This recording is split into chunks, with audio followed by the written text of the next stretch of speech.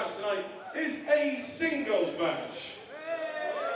Better, a singles match. That's it, I love you lot. Our first competitor.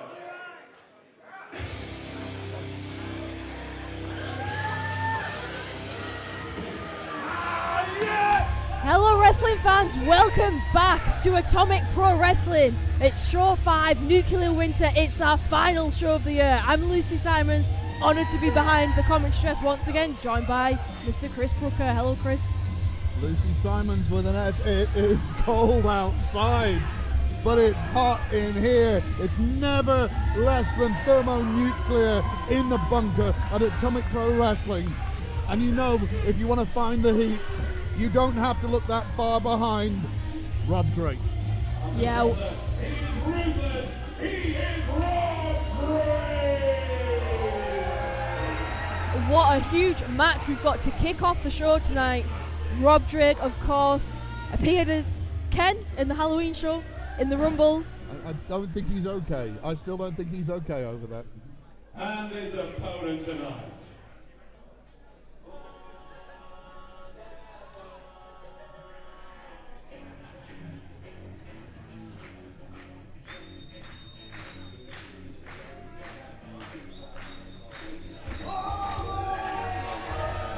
Here comes Sam Gradwell. And speaking of the Monster Mash Rumble, these two were both in the Final Four. And Rob eliminated Sam after he eliminated Rob's wife, Lana.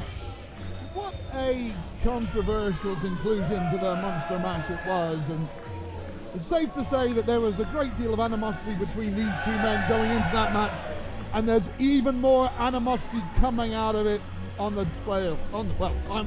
I can barely get my words out. I'm just seeing two bona fide heavyweights just set to lock horns, and they can barely wait to get this fight started themselves.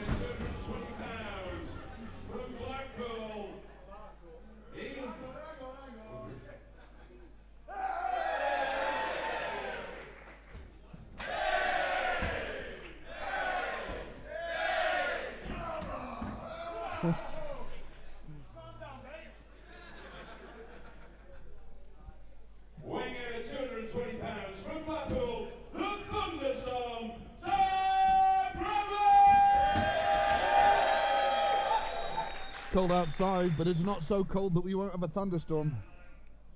You can feel the tension between these two men already. Two very, very, very similar competitors here. Probably far more similar than either man would like to admit. They're from the same part of the world, both from working class roots, up on the coast, up in the Lancashire coast, Blackpool, written through their bodies, through their veins like through a stick of rock. Yeah, two of the most well-known, well-accomplished faces of British wrestling meeting here at Atomic. We've got a lock-up to kick us off. Look at them, two bulls, two stags in deadlock, just no quarter asked, no quarter given. No clear upper hand taken there. Clearly matched. Similar build, similar size to young heavyweights, but maybe the difference here is the support of the Vault Dwellers. A little bit of a psychological tactic there by Rob Drake, I felt. Avoiding Sam Gradwell, but he's not letting him avoid him, coming in with those stiff shots. Yeah.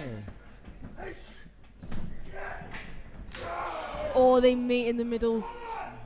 Shoulder tackle attempted, but it didn't get Sam Gradwell down. Oh my God, listen to those slaps. That strike, that was... Rob Drake is... Gets him down that time. I feel that Rob Drake retreating outside the ring. Just rolling out of bounds, taking away that momentum. Momentum is everything in professional wrestling, and if you surrender it, it's so hard to take that back to a veteran move beyond his years from Rob Drake. Clearly he's had a couple of Zoom sessions with a couple of grizzled veterans that might well have his back. Back inside the ring now. You see that? Not even waiting for Sam Gradwell to come off the ropes. He took that moment to claim his advantage. Oh, that's taken Sam Gradwell all the way out to the outside. See what I mean about momentum here? It was all Sam Gradwell, and now Rob Drake claimed it back, and Sam Gradwell, even though he's throwing those haymakers, he's not in the driving seat. Look at the strikes. Those fans in the front row can feel that. I can feel it myself. Locking up on the floor. These fans are going to have to move out the way. Just locking up. It's so dangerous out there. LK needs to take control of this bout. Sam Gradwell's the first one back inside the ring. So hard to call a favourite at this point. Maybe Gradwell has the advantage just in power, and maybe Drake has the advantage just in aggression, but there's nothing between them. No, nothing between them at all at this point in the match. It's almost like they're still feeling each other out.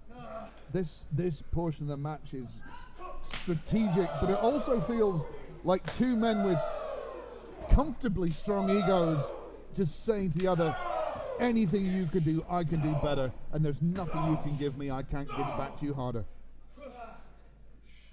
It's almost like they're inviting those shots. Series of big chops there, hip toss. Sam Gradwell thinks he's got the upper hand here. Big body slam. You cannot fault the fundamental abilities of Sam Gradwell. Sam Gradwell, man, I was many years ago there in the crowd for his first ever match, and I've seen him grow in every sense. And just fundamentally, there's almost no one stronger. Oh! Rob Drake pulled up the apron there, tripped Sam Gradwell over, who's gone crashing down. Very clever from Rob Drake. Shrewd. It runs in the family, that resourceful streak. And as soon as he has the advantage, he is going to punish the Thunderstorm. Oh, listen to that. That reverberated around the entire ring.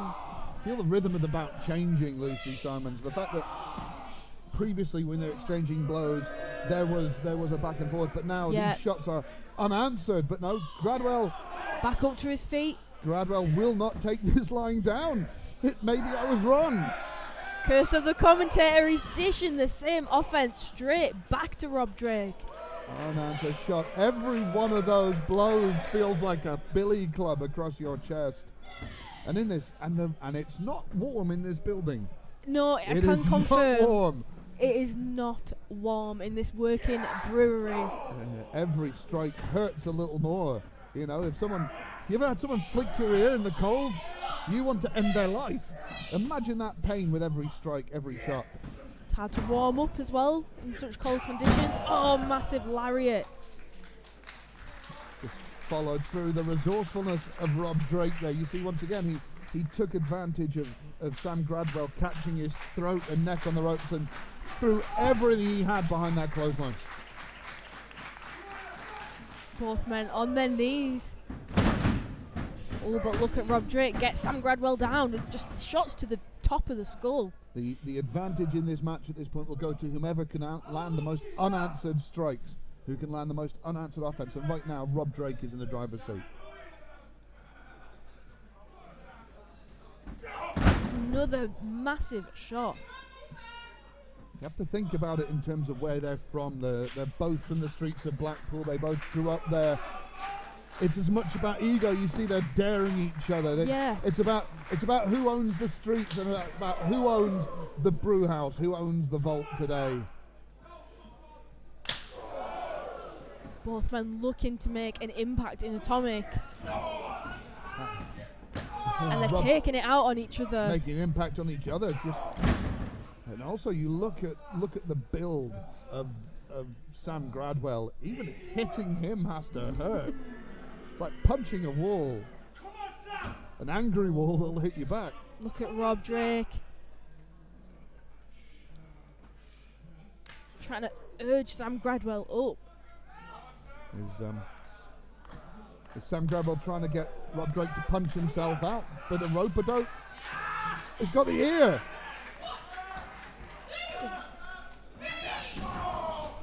manhandling Rob Drake there just simply by grabbing his ear, but can't get him down. These two men so evenly matched. Oh, Rob Drake. Uppercut inspired. Space takedown Ogawa. Sam Gradwell out of nowhere. This is opportunity. Both men are down in the middle of the ring.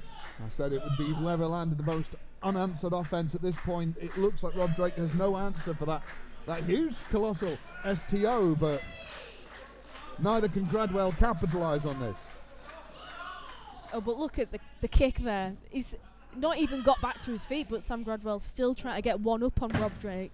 You have the dueling personalities of Sam Gradwell, the technical wrestler trained by Marty Jones, and this still beats the heart of a punk kid from the streets of Blackpool. We've got a slugfest here now. I would not like to be hit once like that. I feel like half of one of those shots would put me out for the rest of the day. And yet Sam Gradwell's just down to one knee and he got straight back up with another shot. Firing What's back. it going to take to get one of these men down? Firing back. Maybe they're starting to wonder that themselves, Lucy Simons. Definitely. Got to dig deep into your arsenal at this point. Oh, Sam Gradwell. Going back to the fundamentals there. Classic back body drop to take Rob Drake down. Look, we've got it again from Rob Drake. As soon as he realises that he's in that danger, he just puts a stop to it straight away, puts an end to Sam Gradwell's momentum. But Sam Gradwell followed him to the outside, took him down. Fool me once. I mean, the first time that did not work out to the Thunderstorm's advantage, but the second time around, he wasn't waiting for Rob Drake to pull a trick out of his arsenal.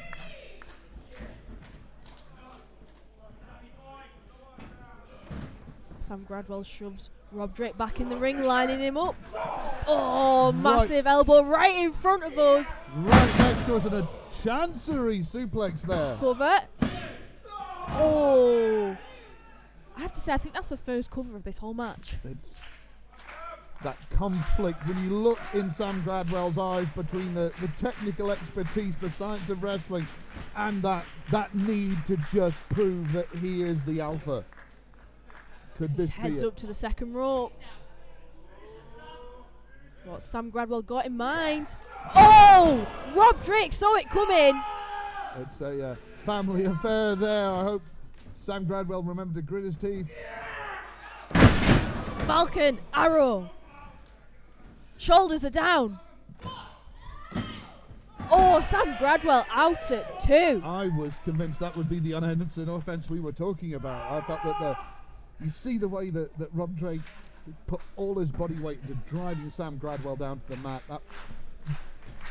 It's going to take everything the Thunderstorm has not to just fade out.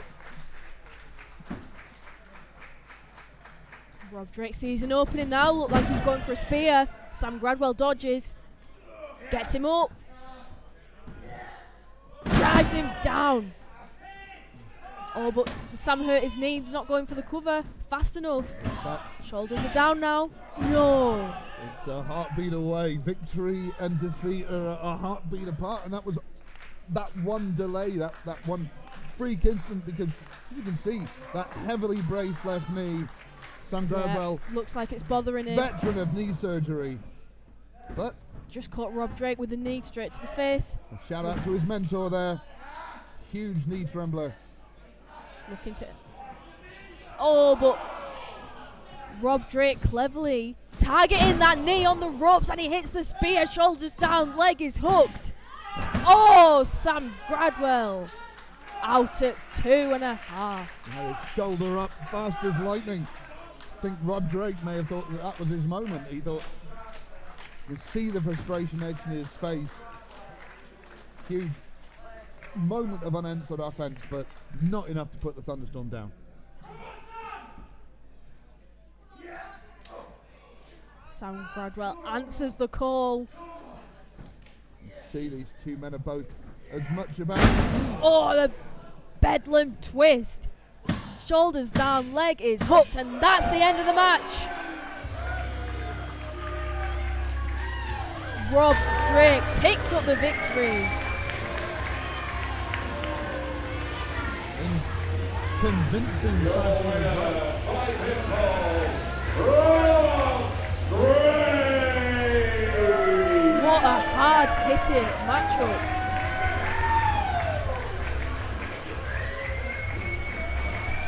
I'm not a psychoanalyst, but I can imagine that on some level both these men, when they look at the other, they see everything they hate about themselves. And that venom is in every fight.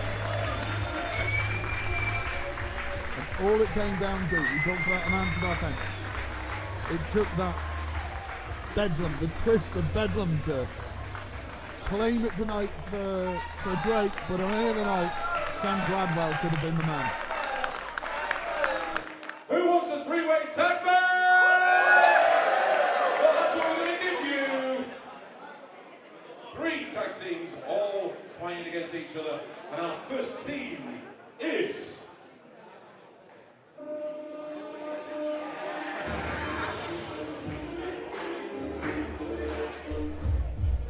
Here come the Meat Wagon. Recently gone through a brand change. A lot of soul searching for these two men of late, for Troy Ryan and Anderson Daniels, who felt that despite their best efforts, perhaps the world wasn't turning with the synergy they needed it to do. Well, in wrestling, sometimes a change of identity can be all you need to kick it up a notch. breaking the scales and weighing in way too much due to all the professional stinners. They already had it in 76 and 77. From Campbell Gym, they are Anderson Daniels and Troy Ryan. They are I feel someone's going to be having a chat with HR about that one. The name might have changed. second team in this contest.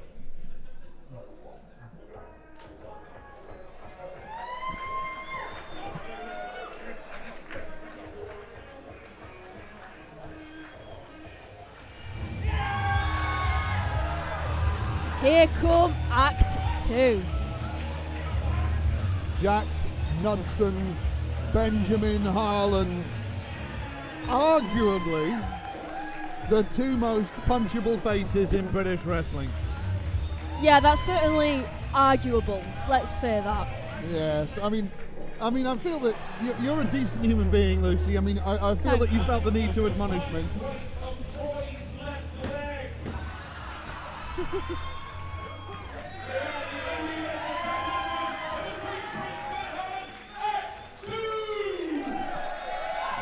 There was a moment you wanted to be admonish me for calling out how punchable they were, but there was a moment you agreed as well.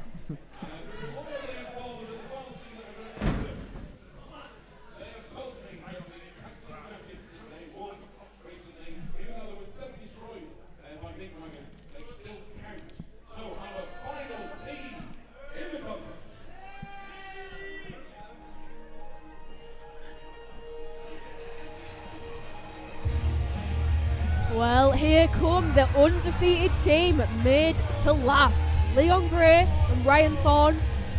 They faced off against Meat Wagon at Brew House of Horror.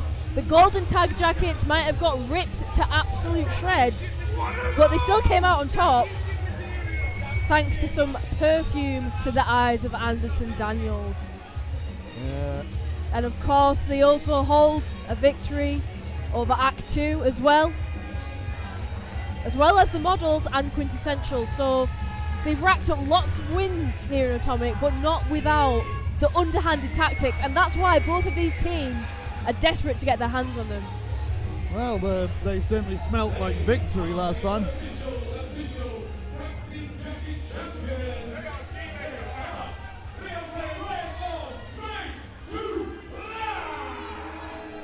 And it's nice to see that they've come dressed as everyone's fourth favourite quality street today as well. The toffee one. Yeah, the toffee. Is it the toffee penny? Yeah. I feel the toffee penny here.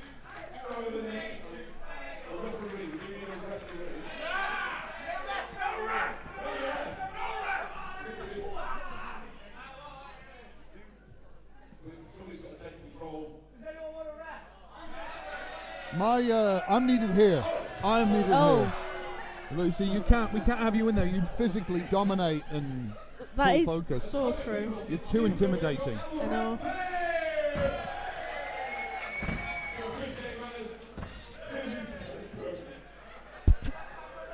Look the Santa hat. At least he's festive.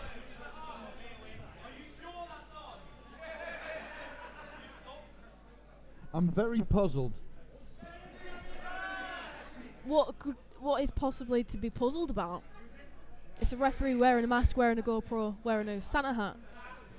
Has he just come from a shift at Ladbrokes? I mean, I know that they're starting to wear the GoPros at the post office and the bank, and you know, is he a traffic warden moonlighting? Is that why he's got the mask on? Goodness me. 2 young cruiserweights starting the match, guys. All I'll say is that on a dating website, these 3 teams should be in very different sections of that website. Something for every taste here. This is a triple threat tag team match, so that means that made to last on the outside are not in this match at the moment. They would have to get a tag to join the match. And I believe, is it first team to gain a pinfall will be victorious? Yep. And will win the Toffee Penny Wrappers. So the so-called champions might not be involved in the decision to lose that match. Champions disadvantage. Yeah, the champions advantage has very much gone away here. But look at Jack Knudsen showing off his technical wrestling skills against Troy Ryan here. Troy Ryan has he's got techers of his own. There's no lead in those feet. Well, Meat Wagon are certainly some of the strongest and biggest and most imposing figures in British wrestling, but they've got lots of skills. They're not just all meat.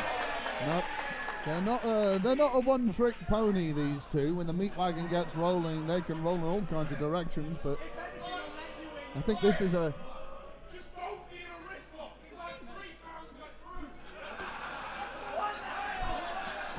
Anderson Daniels has just made a very good point. It is a good point. I feel the size difference between these two men is obvious. I feel like Troy Ryan has had meal deals bigger than Jack Knudsen. And he just caught him. Just throws him off. Now we see him off. Made to last, able to get the tag. And Jack Knudsen obviously not happy about that. No, he has to make his way out the ring and... made way for Leon Gray now. There's a lot of people in here jealous that he gets to wear a jacket. Big, just simple knee to the gut. Oh, that's nice and toasty.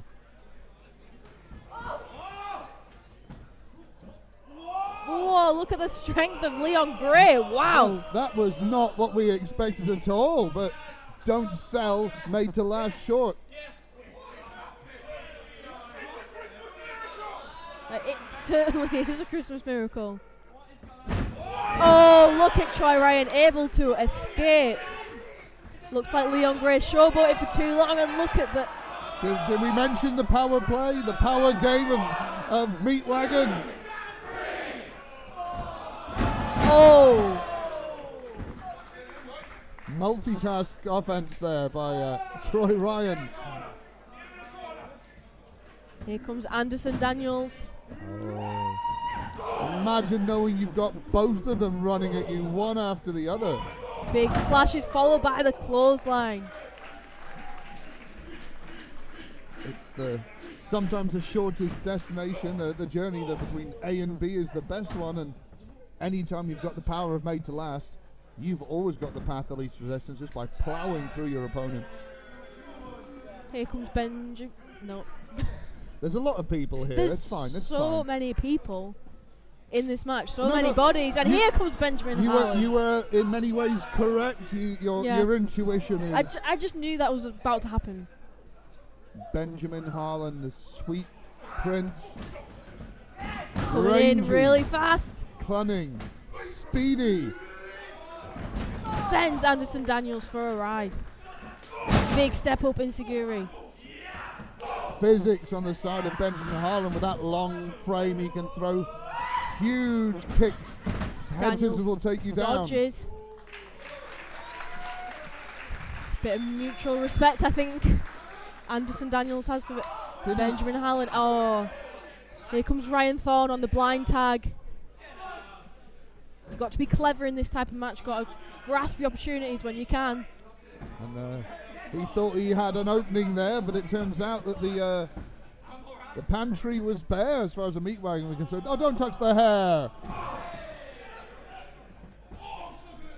Do not touch the hair of Made to Last. I'll have you know that they both spent more on their hairstyling this week than the meat wagon has spent on their diets. Leon Gray has just sent Anderson Daniels outside the ring. And yeah, so Leon Gray made the tag. So now we've got both members of Made to Last inside the ring. This is the best looking fight I have ever seen. Look at them, they're beautiful. And no strikes to the face, please, lads. Let's not ruin the money makers. Of course, both teams quick in to break up that pin. I mean, yeah, that's a loophole. Oh. And it's all breaking apart. To claim those jackets. Oh, those jackets. Meat Wagon have already done a lot of damage to those. Feel like... Why are they fighting over a piece of fabric? It is what that fabric represents. It's the fabric that binds the tag team division at Atomic Pro Wrestling.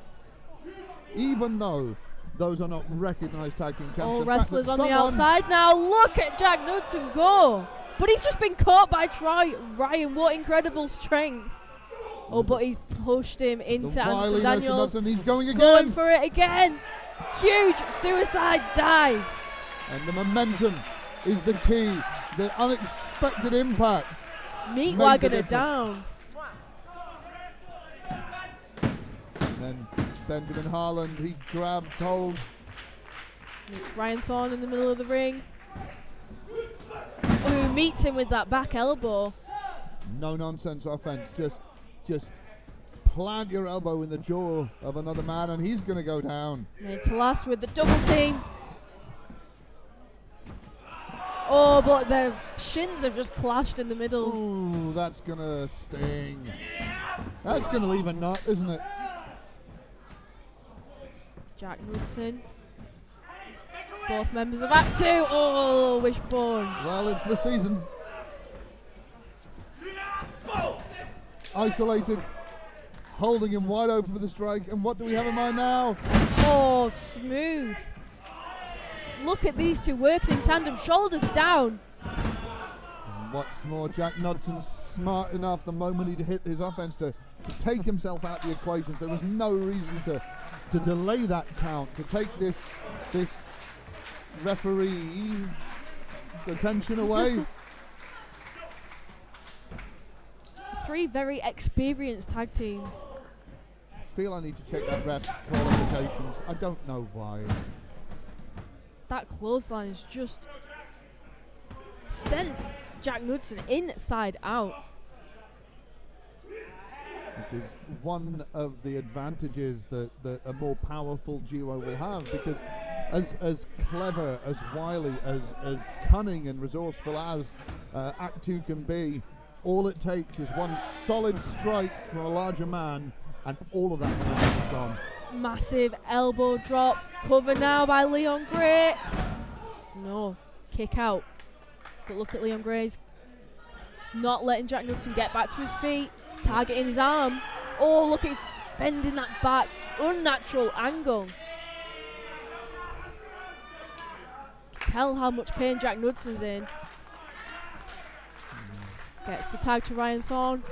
Keeping him isolated. This has now become Made to Last game. They've isolated Jack Knudsen. What do they have in mind? And this looks potentially...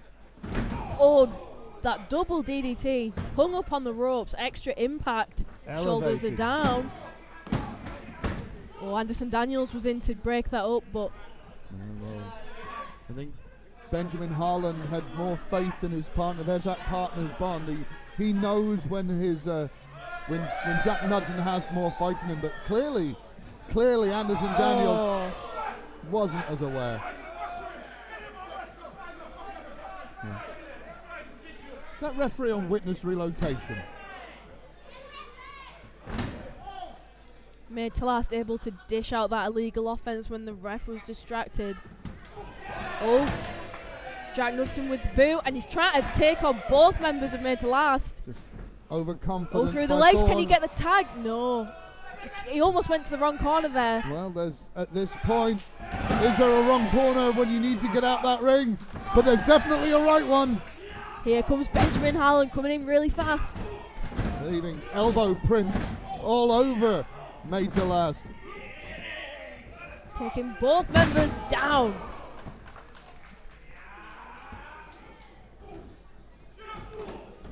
Boot. Takes Leon Gray down. Using momentum. Complete shot. Big European uppercut in the corner. Heading to the top, the second rope. It's all Benjamin Harland. Here we go. Oh, flying European uppercut. Shoulders down, leg hooked. No, not for the win. Not enough to take it home. Not enough to take the win, but Thorne had to get the tag to Anderson Daniels there. Not what he wanted to do, but he had to get out of the ring.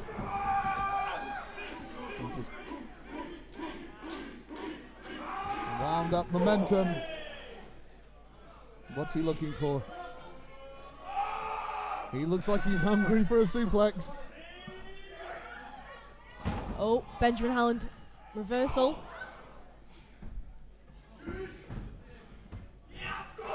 Anderson Daniels caught him on the crossbody, just too strong.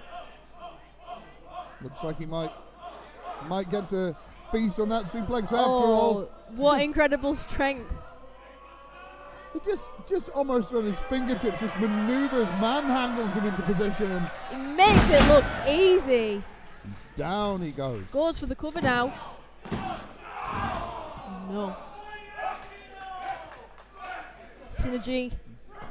They are AKA in Meat perfect Wagon. synergy. As you were saying, synergy of the Meat Wagon is unparalleled. They think this is their time. Oh, Benjamin Howland escaped. Quick thinking. So hard to keep hold of Benjamin Harlan. He just wriggles out of all the offense. Didn't wriggle out of that one. Nothing he could do to avoid that. Oh, imagine watching this above you as the sun's blotted out. Is this it? Benjamin Harlan out at 2 somehow. I can't help feeling that if Anderson Daniels had been the legal man and been able to go straight into the pin, that would have been a very different outcome. Yeah, we were perhaps moments away from having winners of this match, but not quite. Oh, a pounce! A blind tag was made. Oh, Troy Ryan doesn't realise it though. Look at Leon Gray sizing him. Oh, look at that double stomp. Everything, every ounce of himself behind it. Tag made.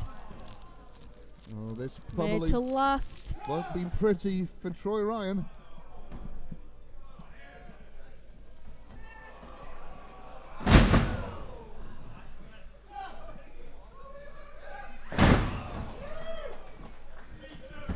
Shoulders down for the win. Anderson Daniels just in to break it up and save his tag team partner. This match is not over yet. Oh, tag made. Here comes Jack Knudsen. And symbolically, you think of what's at stake. It's whoever wins this match gets to call themselves the alphas, we mentioned before, of the tag team division in Atomic Pro Wrestling. Jack Knudsen came in with so much energy, but he was stopped in his tracks. Oh, clever reversal. Tag made. Here comes Dialing Howland. him in. Cannonball on the ropes.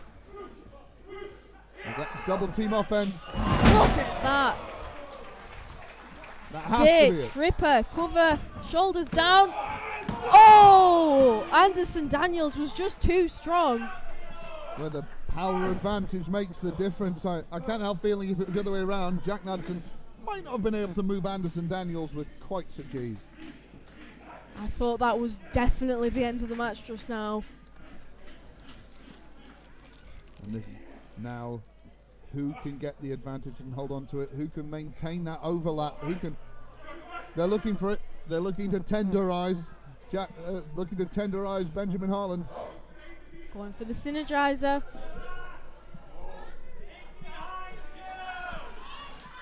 And they hit it. Tenderizer. But no cover. Well, wait a minute. Oh! Look at Ryan Thorne stealing the victory. So clever, so fast. Well, they made to last once again, reclaiming those tag jackets, things, pieces of fabric.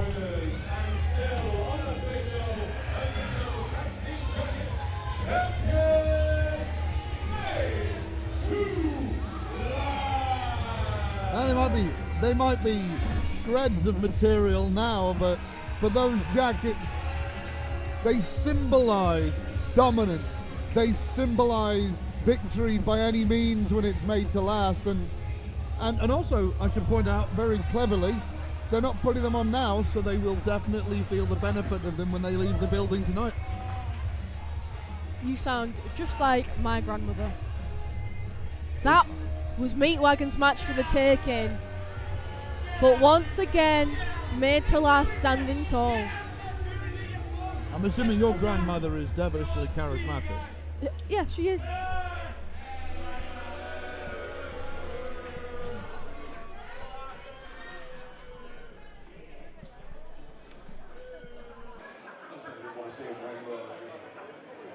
So we're ready for another singles match. Give us a tune. You want to see a singles match? Yes, we do. Let's see who's in this match. Our referee is James Greenwood.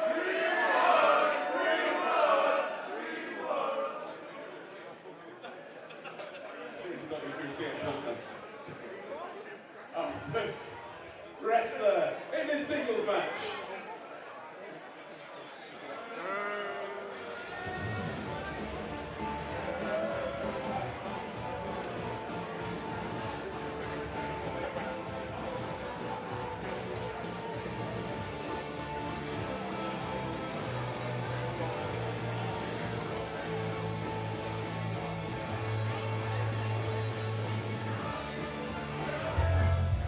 Oh, she's got the box.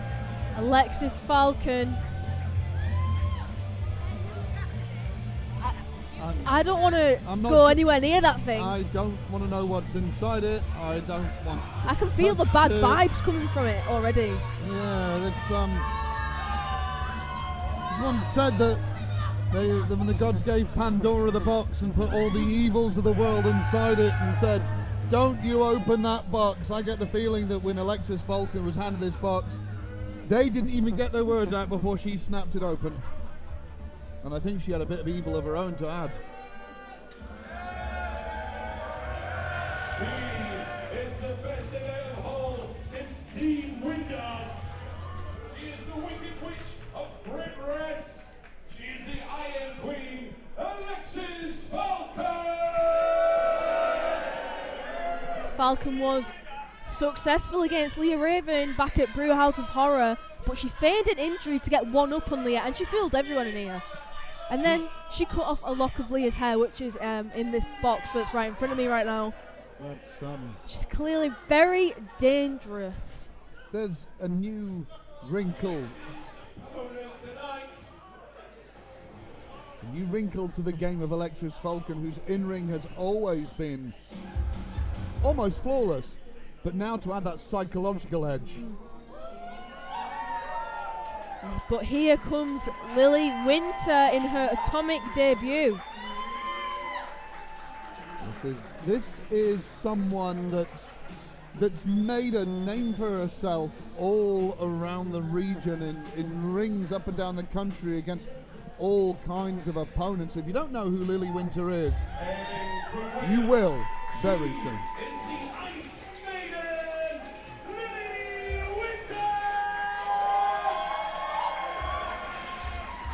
To your point, Chris, she's only been wrestling for a year and a half, but like you say, she's already cementing herself as a wrestler to be feared and respected. Alexxis Falcon asked, in a video that was on social media, asked her mirror, who's the fairest, most beautiful and most pure of them all? And her mirror told her it was Lily Winter. So that's why we're here today. Alexxis Falcon is frustrated that she's no longer the best young up-and-comer in the country. We saw her face off against Leah Raven at the last show. We're going to have to see if she can come out on top against Lily Winter. I am so happy that I am not the fairest in any way, shape or form, because if that mirror had called for me and Alexxis Falcon had come looking, I would have left the country. Yeah, she's a scary, ominous figure to have across from the ring as they meet in a lock-up.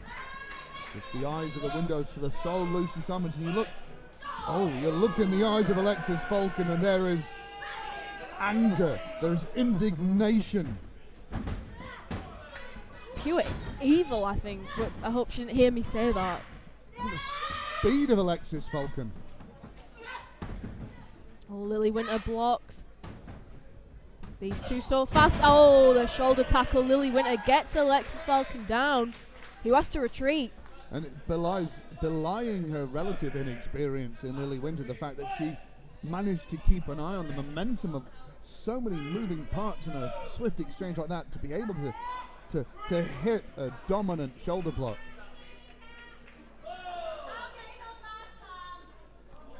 Alexxis Falcon is in no rush to get back in the ring, trying to regroup. A veteran, not just in this match, but in general, wise beyond her years. Alexxis Falcon took to wrestling very quickly, and she has a very high in-ring IQ. She knows how to push her opponent's buttons, and she knows how to turn any situation to an advantage.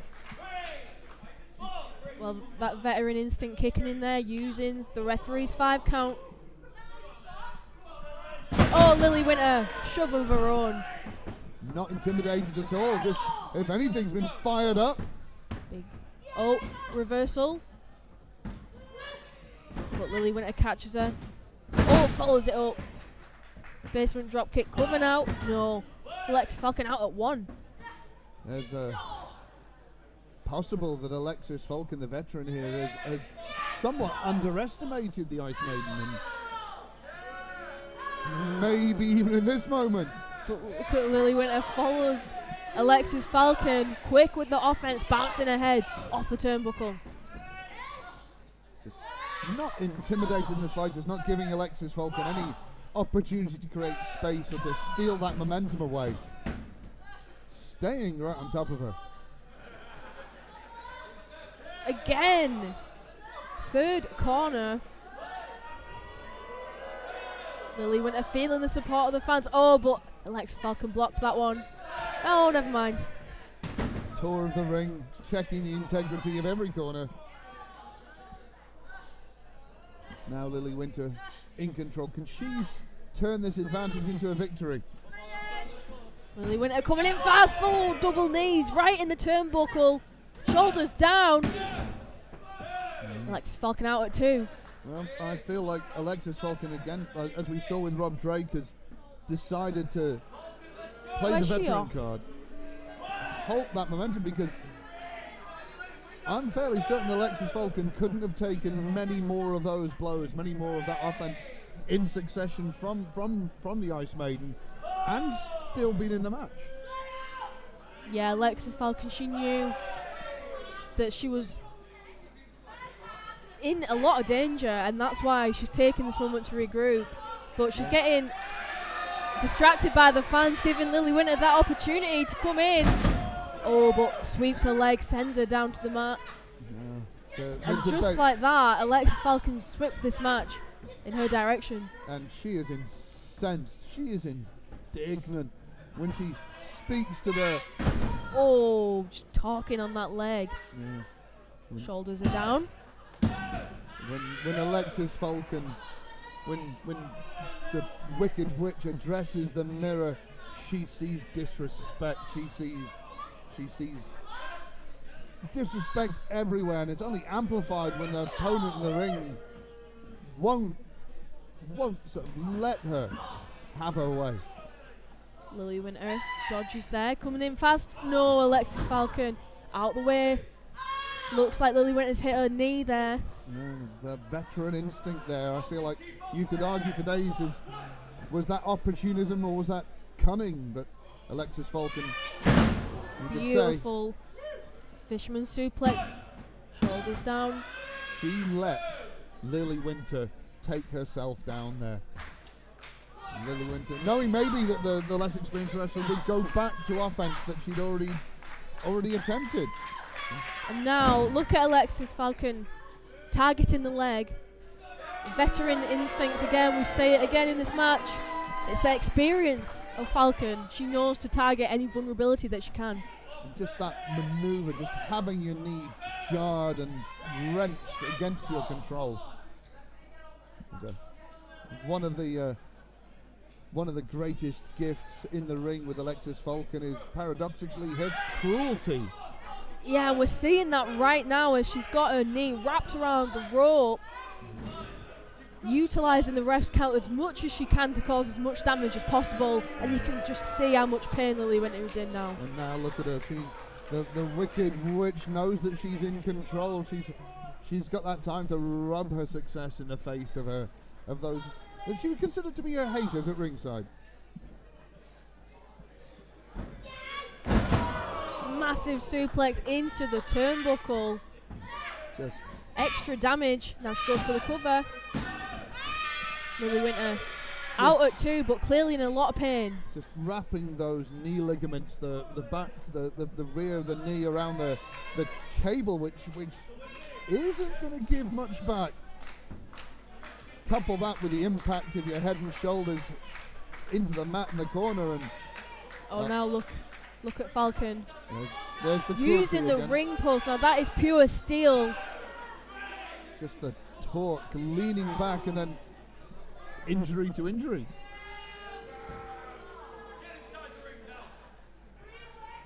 Looking to injure Lizzie Winter right now.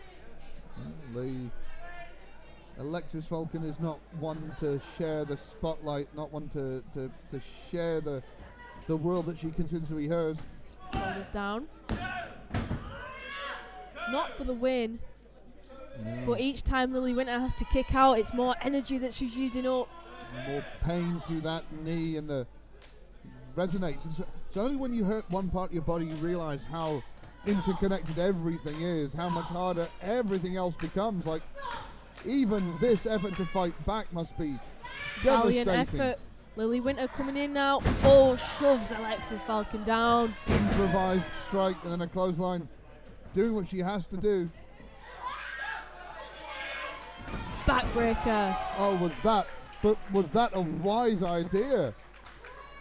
Adrenaline maybe getting the better of Lizzie Winter there. Gets Alexxis Falcon up, but she reverses.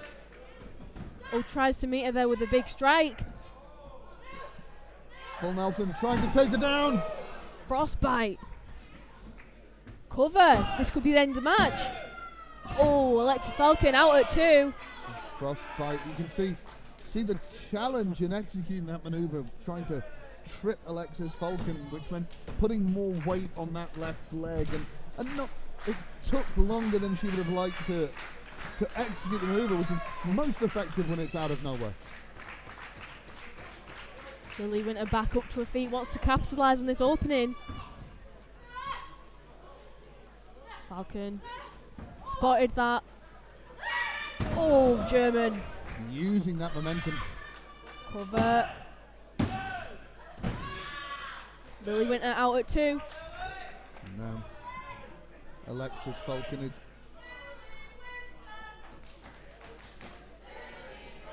Alexxis Falcon, who by her own words feels that the wordless heralds, that everything should just be handed to her, given to her, a gift. But it must be infuriating. She's going for the Falcon's Fury. No Lizzie Winter reversal. In the turnbuckle. Irish whip coming in with the elbow.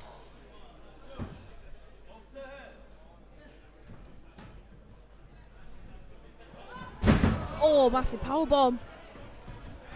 Leg is hooked. Not quite. Come back to the damage to that leg, trying to push into that cover, and you just, it's a matter of physics. Just not being able to put that extra few pounds of pressure makes all the difference between winning and losing. But this is looking like Lily Winter's biggest opportunity as the vault rallies behind her to get the biggest win of her career. She's feeling the fans getting behind her. It's encouraged her to get up. Oh, she's looking for the cold shoulder now. Alexxis Falcon reversal. Oh, big chop block. That has taken Lily Winter down on that injured knee. It's a short cut for Alexxis Falcon anytime she wants it. And oh, look. Now, that is unnatural angle on that injured knee. Hold that hails. Lily Winter's on the rope, so she's going to have to break the hold, but I think a lot of damage has already been done. Alexxis Falcon was full of rage and fury, but she locked in that half crab, and she was serious for a moment. But now it looks like her temper might be about to get the better of her. Frustration boiling over. Launches in, but look at Lily Winter. Still got fight left in her. Big kick. Huge boot. Absolute laser accuracy. Takes her down. Rapid offense now. Leg is hooked. Alexxis Falcon kicks out. Maybe there's the inexperience, the fact that so much of Lily Winter's knockout attempts have been offensive maneuvers that put pressure on her own injured knee. She's trying to follow it up. Fireman's carry attempt. Looking for the cold shoulder again, I think. But she just can't quite get her up. Just the wear That and injury. tear. What does she have in her? This is the difference maker. This moment. Can she do it? No, again, Alexxis Falcon escapes. Oh, the lung blower. Right into the spine. Cover. Shoulders are down. No. Oh! Lily Winter kicked out. Inadvertently sent Alexxis Falcon straight into the referee, who was down. Just fortuitous for Now, Lily Winter.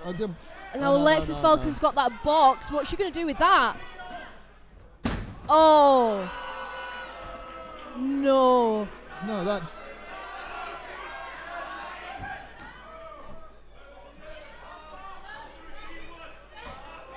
Well, I think we can see what's happened here, that Alexxis Falcon is machinations. The referee can only go for what he saw, but quick roll up now. Oh, and Alexxis Falcon steals the win. Lily Winter was busy trying to convince the referee that she didn't cheat. Alexxis Falcon has picked up that victory. Hopefully this win, if nothing else, will serve in a therapeutic fashion and maybe soothe the temper of Alexxis Falcon a little.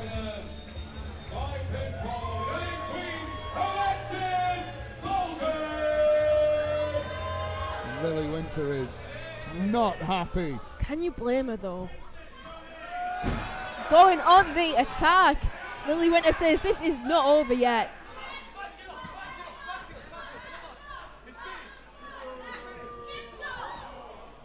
Oh no, Alexis has something in mind. Falcon's fury.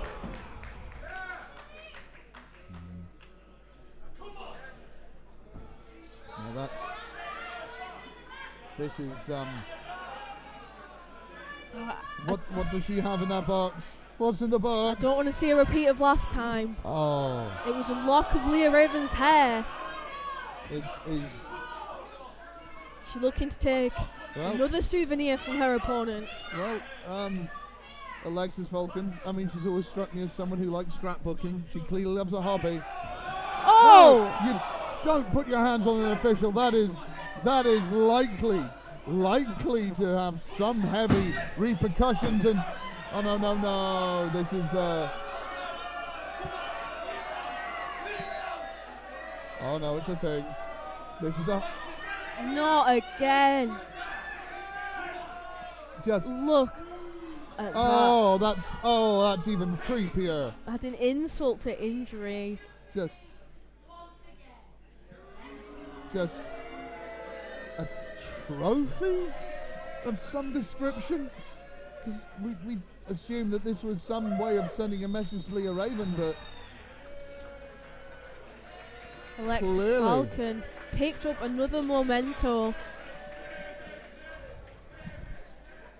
I don't want to know what else is in that box. This is a tag match. Our first tag team.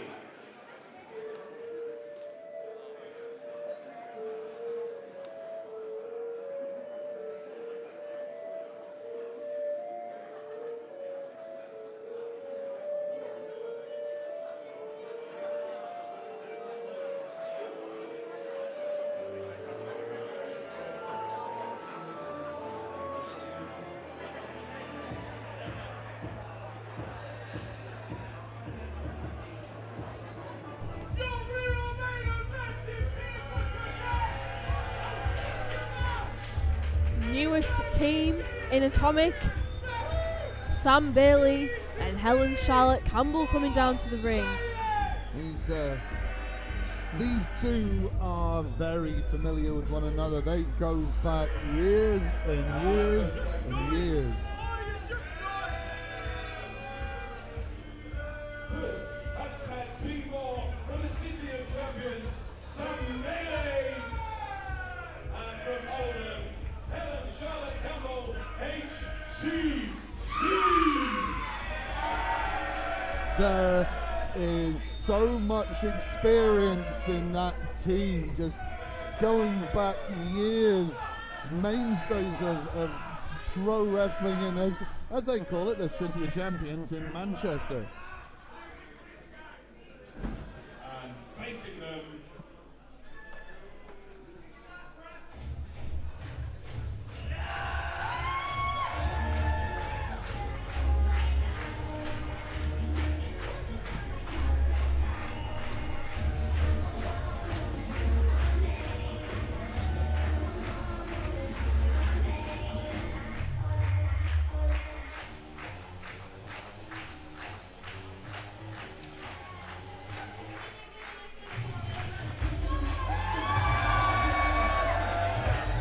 Lizzy Evo has defeated Alexxis Falcon, Harley Hudson and Sam Bailey so far in Atomic.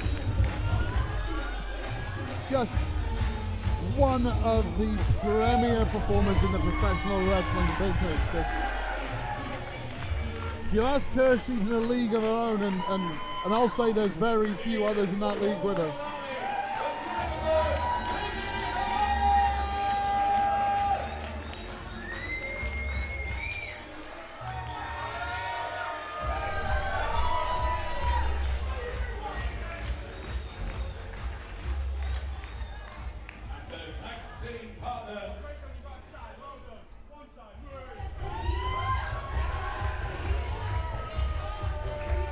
Now here are two women who very much want to get their hands on Sam Bailey after everything he's done to them both.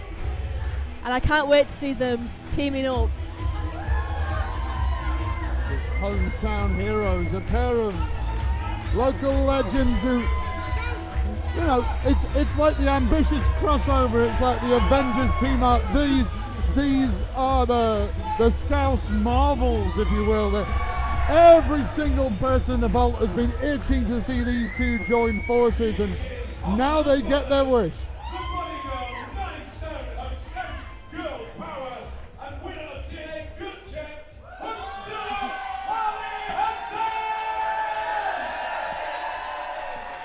So I got Harley Hudson won the TNA gut check. You think she'd have mentioned it?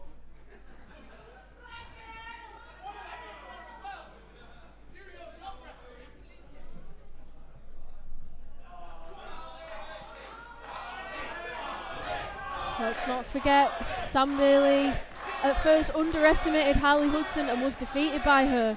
And then they teamed together and he cost her the match. And then he caused a DQ in a match with Lizzie.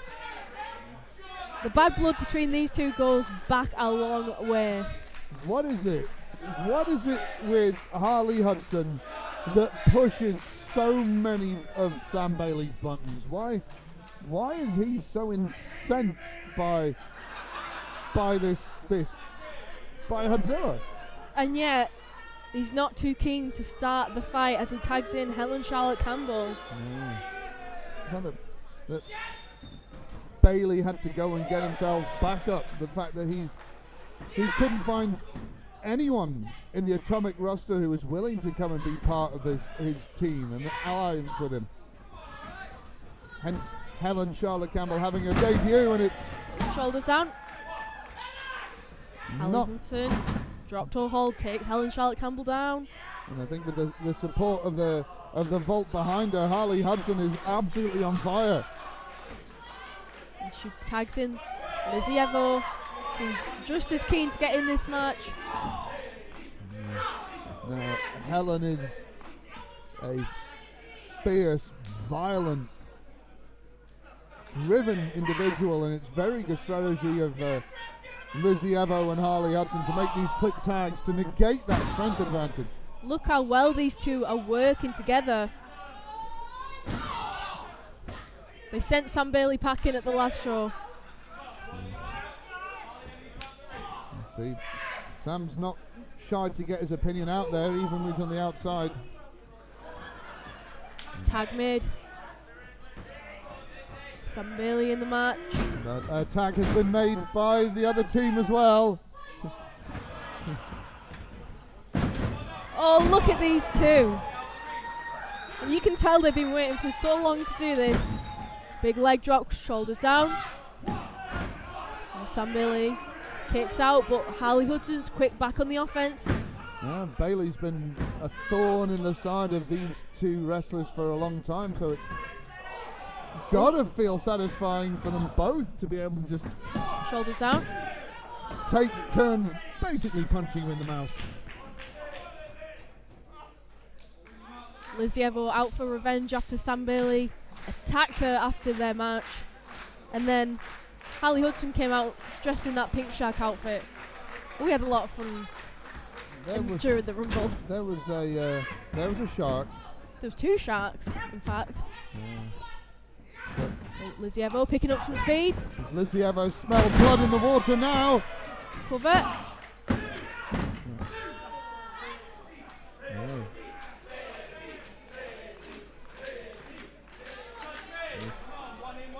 This Bailey's going to have to find a way to turn the tide here, or else this is not going to be his night. I mean, that's one way to do it. Helen Campbell able to save her teammate there. Couldn't save at her herself. own detriment. No, but that's the one. I mean, you have to think that Sam Bailey as a general has, well, he might not have many friends here in Atomic Pro Wrestling. In his home city of Manchester as the head coach of the Future Shock PC, he has an army to recruit from. And Helen Charlotte Campbell might be his most dangerous foot soldier. Highly respected wrestler Sam Bailey, bags of experience.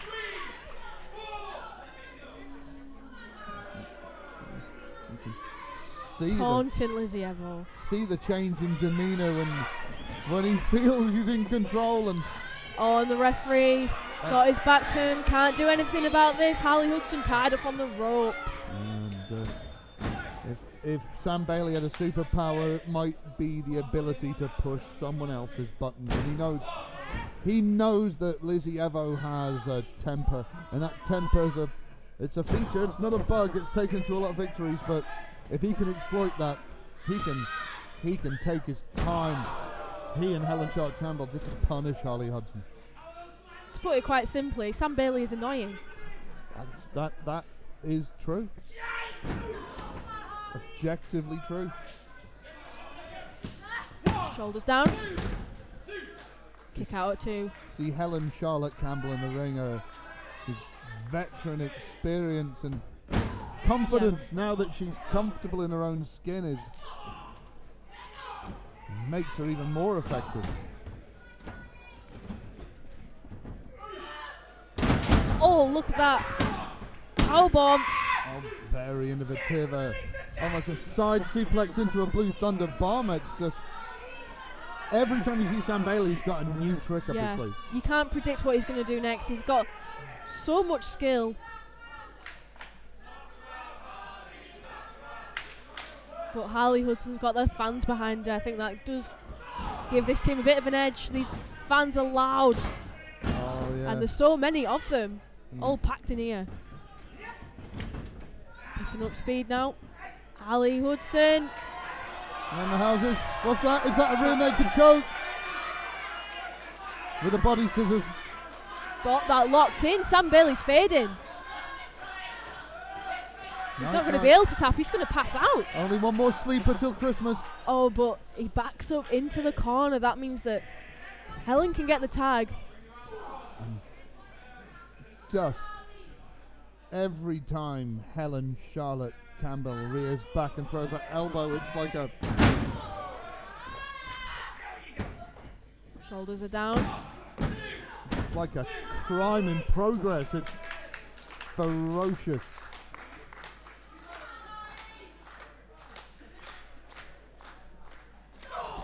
But Harley Hudson fighting back with the shots to the midsection. This is all about whether she can make her way over to Lizzy Evo, who desperately wants to make things right. Massive clothesline. Is this Harley Hudson's chance to get that tag? Lizzy Evo's ready and raring to go. Oh, Sam Bailey's just took her out. That means Harley Hudson can't get that tag that she desperately needs. Sam Bailey in the right place at the right time. Going for the tag, but there's nobody at the inn. And look at that veteran experience of HCC. Not just taking Harley Hudson away from a corner, but genuinely isolating her. Lizzy Evo again, so angry, and that allows the double team offense. Harley Hudson's hung up on the rope. She can't do anything to defend herself there. Just Lizzie's strengths can also be some of her greatest flaws. The fact that she's so passionate, and it's so hard to keep that under control. But what viciousness does Helen Charlotte Campbell have in go? Oh no! Wow, what core strength from Harley Hudson on the suplex. Unbelievable strength. And also just to know where you are, just to be aware of where you are when you're hung upside down in the corner like a piece of meat.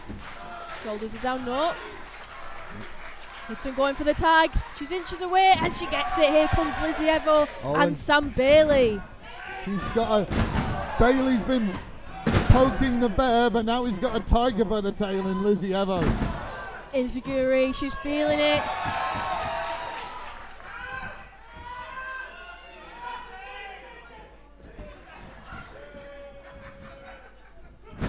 Oh, Lizzy Evo blocked the roll up there and follows up. Massive kick. And the German suplex. Lizzie is feeling it. Lining Sam Bailey up. Oh, but he had it scouted. Quick reversal. Oh, but she smashes his head on the turnbuckle. Heads to the top rope. What's she thinking up there? Live bird is going to fly. What does she have in mind? Oh, massive missile drop kick. Sam Bailey is down. Could this be it if she can get him over for the cover? Oh, that was so close to being 3. Could have sworn it. Sam Bailey's conscious mind had left us. That was pure instinct. He was dead weight. Tag made, Harley Hudson. Looking for a double team move on Sam Bailey to put him away. Tangled him up, sending him down. Harley Hudson on the cover. Oh, Campbell on the quick rescue. Veteran instinct and devotion to that head coach there. Very clever, tagging Sam Bailey back to the corner for a tag. Genius.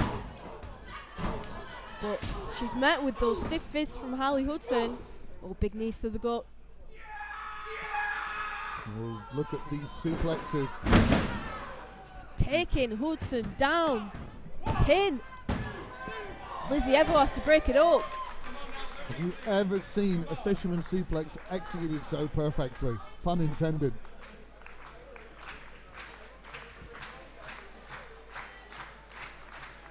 This is, with all due respect to Harley's big accomplishment, this is a real gut check moment now.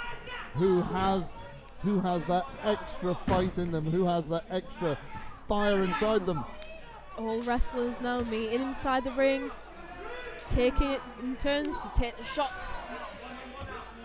No one wants to back down at this point. No. It looks like, thought for a second that the Scouts had the contingent had the advantage, and maybe they do. Big boots from Harley and Lizzie. Oh, and the spear!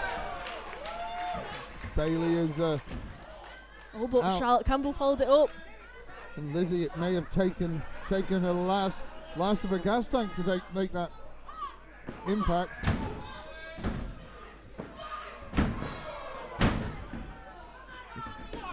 Campbell is down. Looking for the win, no. Jacking the jaw of HCC, and that wasn't enough to keep her down, but it certainly put Harley Hudson in the driving seat. Harley Hudson calling for Lizzie, but Sam Bailey was there. Once again. Overdrive. Reversal. Oh, and look, Sam Bailey was right there. Caught Hudson. Sucker punch. Oh, lariat. Clothesline from Helen. Oh, wait. Now, that surely was the end of the match, but Sam Bailey, for some reason. Sam, this is why no one likes you. This is. We asked why Sam Bailey was so obsessed with Harley Hudson, but whatever the reason, that obsession has certainly, it may not cost them victory now. And look, HCC's had enough. I can't blame her, really. HCC you later. Well, Sam Bailey's definitely cost himself a partner. He may not have cost himself the victory, but he certainly cost himself a chance for a victory then. Oh, going for the hooker. Oh! Was it? Oh, the hooker and the Virgil Van Strike combination cover now. That's it. What an amazing showing from Harley Hudson and Lizzy Evo. The Liverpool Dream Team living the dream tonight at the expense of Sam Bailey. Sam Bailey was so eager to get that win himself that he just cost himself the match. HCC was pissed off. Rolling. There's Harley Hudson rolling Bailey back towards the M62.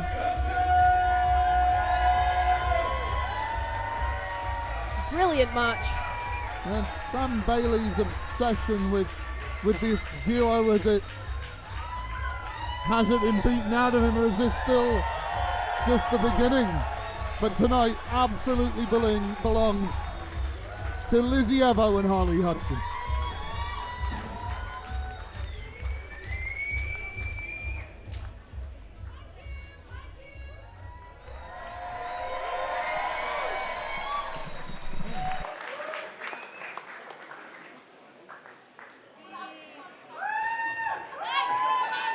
One more time.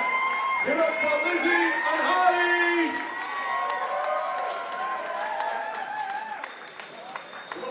Our first match in this half is a singles match.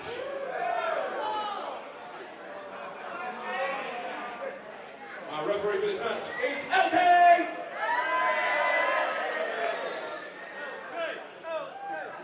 And our first wrestler coming to the ring.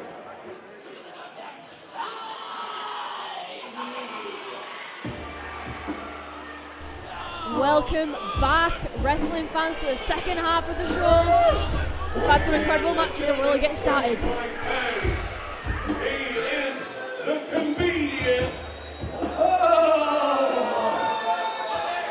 You lousy Liverpudlian losers! Hey baby, why don't you ditch that third husband of yours and get yourself an upgrade? Hey, you don't need it anymore, don't stand in the corner, stupid. So here we are. in the only place in the UK where it's a lolly ice and not an ice lolly. Sick freaks. And hold on a second. You're not the referee, are you?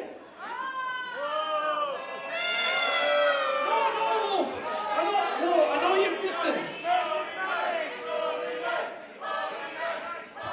I know you've not got GCSE, sir, and I remember my fair Carlsberg shandy, sir, I really do. I just thought there might be someone more qualified for the job. I thought you might be needed behind the bar or something like that. Anyway, Salzburg. Now, what I need you to do is send out that little rat that's named after a cheap piece of wood. Send that 2-bit, because I'm going to slap him all around this poor ass brewery. Well, it's Nathan Black's debut. Safe to say he's not intimidated by the Rat King.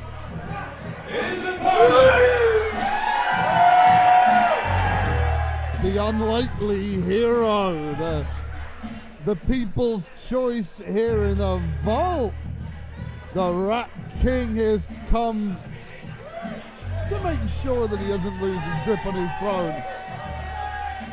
Definitely a fan favourite here in the Azvex Brewery. Nathan Black is looking to take that smile off 2-Bit's face.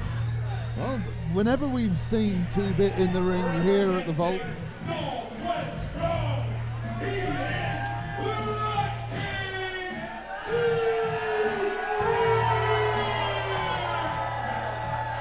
whenever we've seen him step foot in the ring here in the vault, we've seen a man that does not back down from a fight, does not back down from any opponent, from any shape or size, and well, the tough talking heavyweight Nathan Black, he calls himself the comedian, but I don't think he's raised too many laughs tonight. Yeah, I didn't find that very funny. Maybe you had to be there. Coming in hot, Nathan Black, but 2-Bit able to match up. Big boot in the corner. There's a ferocity Straight to the top 2-Bit. rope. He's not wasting any time. Splash! Cover. Not used to seeing such high flying from 2-Bit. Oh, well, he's clearly taken a long hard look at Nathan Black and decided that this heavyweight, that isn't shot in confidence, he needs to dig a little deeper. I think all Nathan Black has done is angered 2-Bit, but he's got him down to the mat now. Yeah, well, Nathan Black's got to back up his words inside the ring.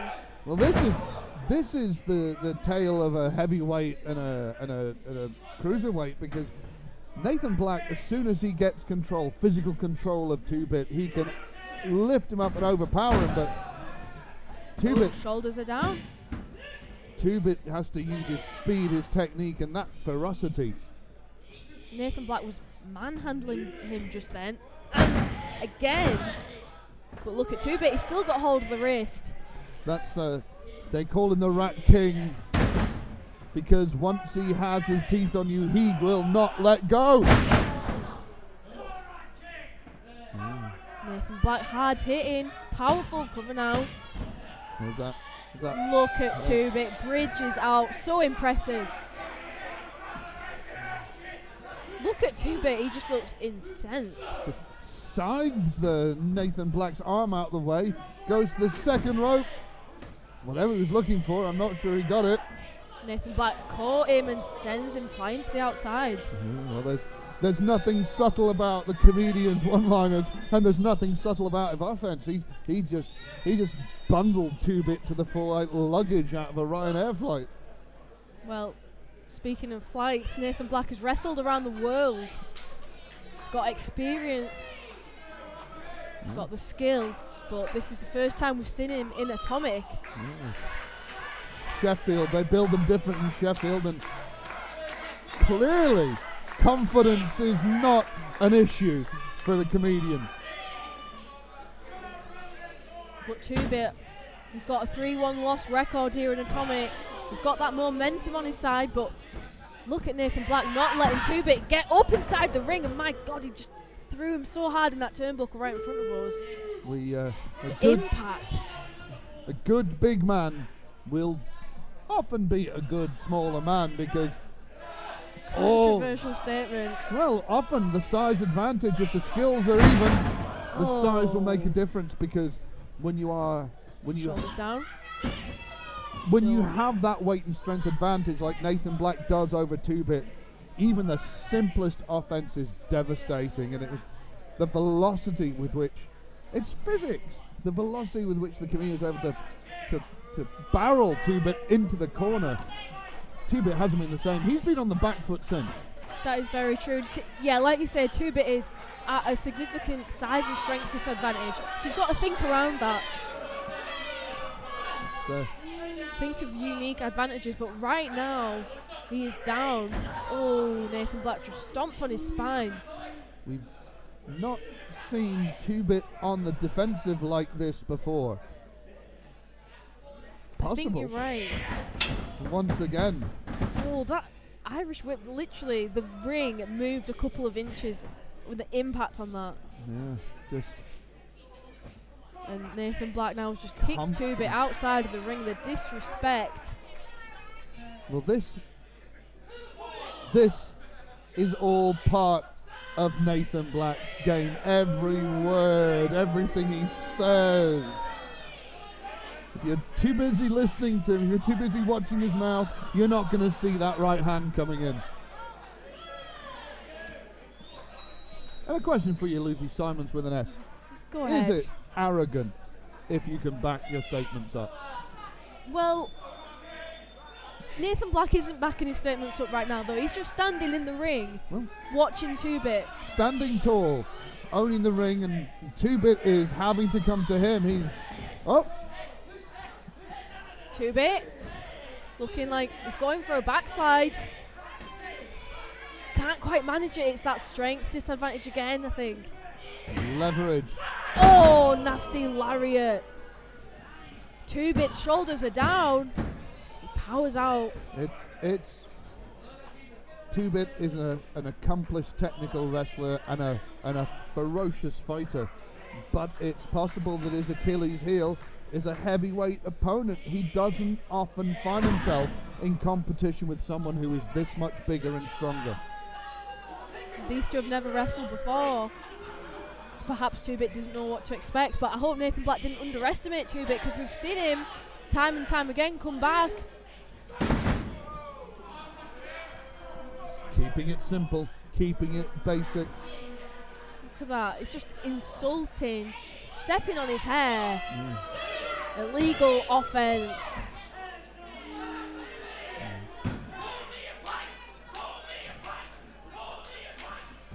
Disgusting disrespect from Nathan Black. 2-Bit has seen enough. Oh, reversal by Nathan Black. Just sends 2-Bit down to the mat. Yeah, Nathan Black has the vibe of a man with his own podcast. That is so true. You can tell he loves the sound of his own voice. You know the old saying, fake it till you make it. If his confidence, it seems to be carrying him here. We can't argue with the results. You might not like the way he carries himself, but could you have imagined on paper that anyone would be dominating 2-Bit like this? Well, you make a good point. Nathan Black is making an impact on his Atomic debut. 2-Bit, he's trying to absorb it. He's trying to fight through the pain. Look at the way he's staying on his feet, fights back with that headbutt. Nathan Black straight back in with the knee, and 2-Bit's just gone crashing on the apron and then down to the floor. This is a hard concrete floor. But look, he's straight back in the ring. Goes for a single leg. Where's 2-Bit got this new energy from? Big headbutts. It is an advantage. The bigger man may have the advantage in power and in strength and in size, but 2-Bit. he will not have the gas tank. Springboard. And the longer this match goes, Oh, but he the better it is for the Rat King. didn't get Nathan Black down. Oh, but he's able to pull down the top rope, send Nathan Black flying. Wily, cunning, resourceful, Too big. driven. Coming in hot. Oh, look at that. Innovative, fast thinking. And Too big, and he's starting to feel it now. Putting him back. I think the challenge for Nathan Black now, he's on the defensive. His confidence Oh, isn't that what it chop was. block. That is classic 2-bit. Now he's in the driver's seat. He's looking for, what's he got? That fisherman suplex. Can he hit it on the bigger man? Nathan Black looking to escape. Oh, he stepped on his toe. Oh. And just powering him up. Oh, 2-bit. Reversal goes behind, roll up, shoulders are down. O'Connor rolled it straight into a single leg crab. Nathan Black might have to tap. This is how you eliminate, how you neutralize that size and strength advantage. You take him from the y-axis to the x-axis. You put him flat on the mat, and but what's this? Nathan Black. To the eyes. Tips. Oh. Oh, Kicks 2-bit away. He's just hit his head really hard on that turnbuckle. the back of the neck of that turnbuckle. That was ugly. Lucy Simons, an ugly impact. And what's this now? Driven, not planted, driven. Face first. Impact on that, and shoulders are down. Is this the end? No, 2-bit out at 2 just. Animal instinct, not a conscious decision to keep fighting. I think such is the fighting instinct of 2-bit that even if he wanted to give up, his body almost wouldn't let him at that point. He will not.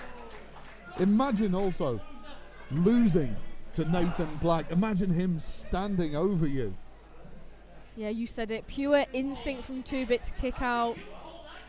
Has he got anything left in the tank at this moment? Looks like Nathan Black's trying to end it. Oh, he thinks he's the total package indeed. He's racking up the rat. The rat on the rack here. Is this it? Is this it for 2-bit? He looks like he's flagging. He's still in this. He's still got some fight left in him. Can 2-bit escape?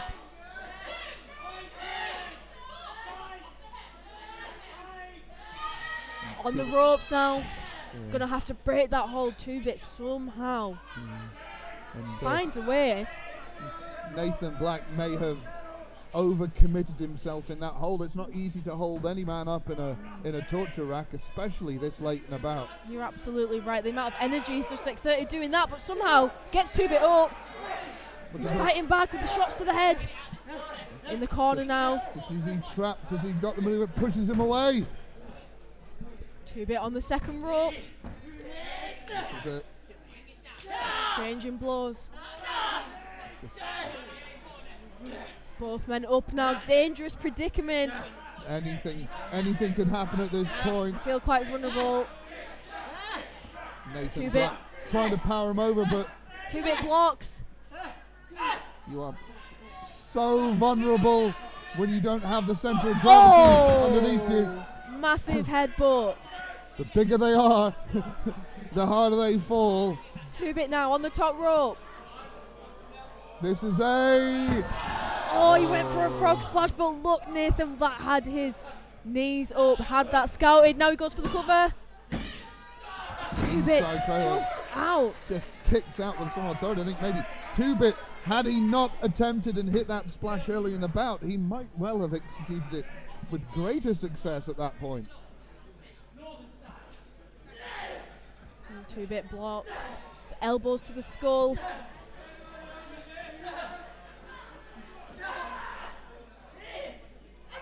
Oh! Nathan Black biting 2-bit. That's 2-bit's signature thing.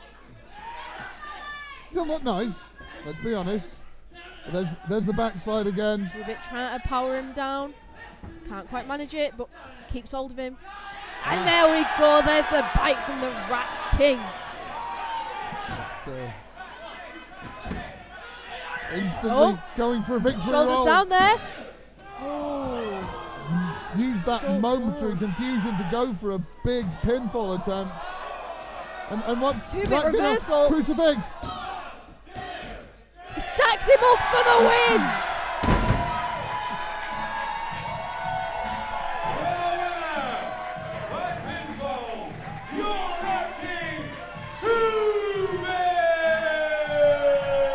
Well, it's fairly safe to say that whatever the setup, the punchline was a little different. And the Rat King gets the last laugh. Picks up another win in Atomic. What a performance from 2-bit. He's a little quieter now, is Nathan Black, isn't he? Not cracking the jokes now. Smile on the face. He's hurting, and look at the welts on his body, but more proof, if proof be need be, that the Rat King, that 2-bit can fight anyone, can take on anyone, and can overcome any odds. We'll see what's in the future of the Rat King. The fans can't wait to have him back. And the first wrestler for this match.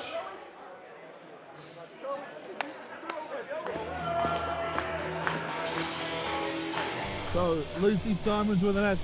When you think about wrestling in the Northwest, who do you think about first? Well, I know what you want me to say. And I know what you're going to say.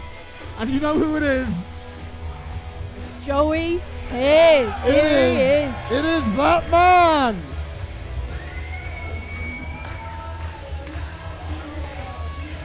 One half of the models, of course. And a true veteran.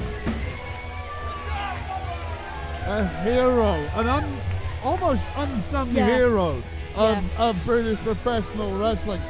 And it's easy to use a word like underrated. Yeah. But underrated isn't true, because anyone who knows Joey Hayes knows how good Joey Hayes is.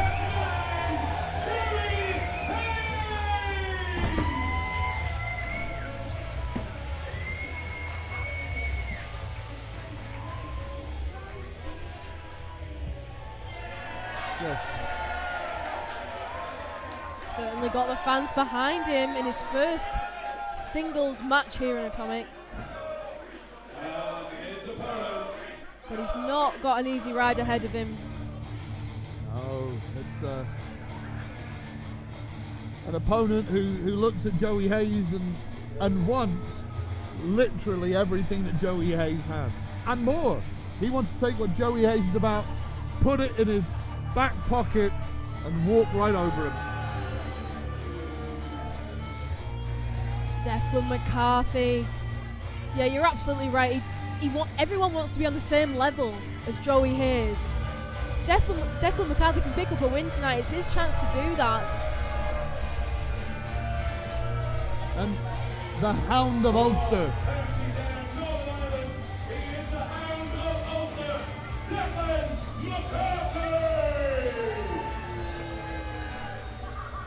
A man who's... Have you ever had opportunity to chat with Declan McCarthy about his background, about how he grew up, about his life as a child? Please enlighten us. Well, this is the story of a man who was as a young man and during the Troubles in Northern Ireland. Imagine being a kid and having a grown man pointing a machine gun in your face on a daily basis every time you went across the town, to live not under that shadow of danger and death all the time.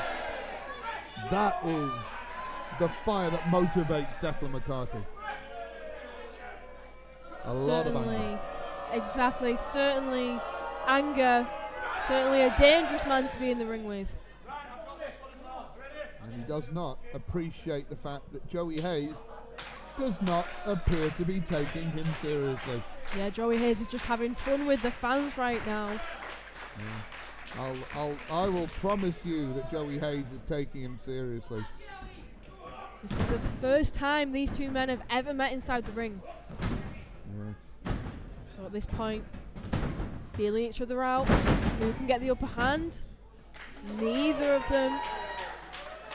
Hound of Ulster, more than just a name. Do you see the way he kept going back for that single leg takedown, looking to take advantage, gain advantage. Very physical wrestler, Declan McCarthy. Both men looking to ignite some momentum here in Atomic. They would pick up their first win. Whoever can do that is certainly going to be on the track. This is a success. It's a big night in Atomic Pro Wrestling with a new champion at the end of tonight. Yes. Anyone that isn't in that match has their eyes on it. Everyone knows that now a victory, whomever walks away with the championship tonight, they could be next in line. Yeah, now is definitely the time for the wrestlers to step up here in Atomic. As Declan McCarthy has Joey Hayes down on the mat. Declan McCarthy trained by the Grizzled Young Veterans, by Zach Gibson and James Drake, and you can see that ruthlessness, that aggression, that fundamental strength in his offense and his technique. Look at that wrist lock. Just so simple but perfectly applied. Textbook. With that ruthlessness, the handful of hair.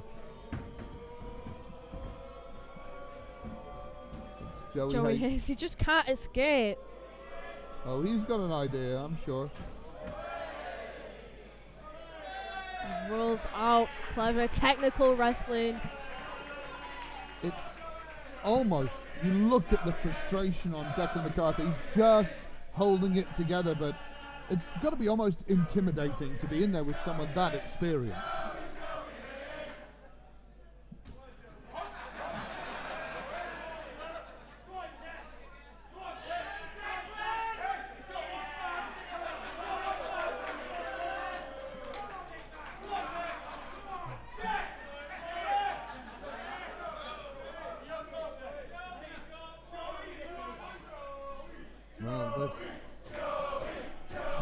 Fans are certainly behind Joey Hayes. And just, you know that McCarthy's getting angrier and angrier. And you know where that anger's going to go. Yeah, he's got to stay focused. We know how experienced Joey Hayes is. Any moment he could easily take the upper hand, so Declan McCarthy's got to stay focused.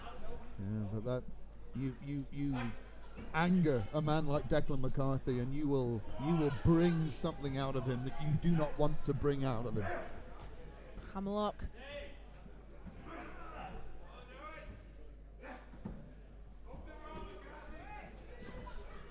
Joey's looking for a way to escape. Oh, look at that. Just using Declan's momentum against him. And again, Joey in control, but he's that fuse is burning shorter and shorter, Lucy. He is not look a at him happy pacing man. around like a caged animal. This could work to Joey's advantage. An angry man makes mistakes, but you do not want to be the man holding the tail of this tiger when he turns. Once again, both men scoping each other out. This is it. Just trying to find that opening. Often Joey Hayes wrestling defensively, and that's not a criticism, that's an observation of how good he is. He's allowing almost Declan McCarthy to take that first step, knowing that he can answer it. Waiting for any sort of window of opportunity. Joey Hayes off the ropes, big arm drag. Oh, but McCarthy fights back, shoulder tackle, and another one. There's a physicality that Declan McCarthy brings. So fast, look at these two go. Joey Hayes, picks up the speed, hits the crossbody, shoulders down. That high crossbody nearly overshot him, such with his height and velocity. God, can barely catch your breath watching these two. Just everything Joey Hayes does, he does well. Everything he does flawlessly. The headlock takedown there and firmly in control of Declan McCarthy. Everything he does is calculated. As I said, wrestling defensively, wrestling strategically. The game of human chess, so Joey will offer up the advantage solely he can reclaim it.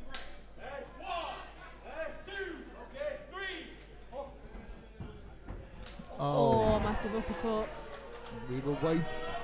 It's a matter of time before we saw one of those.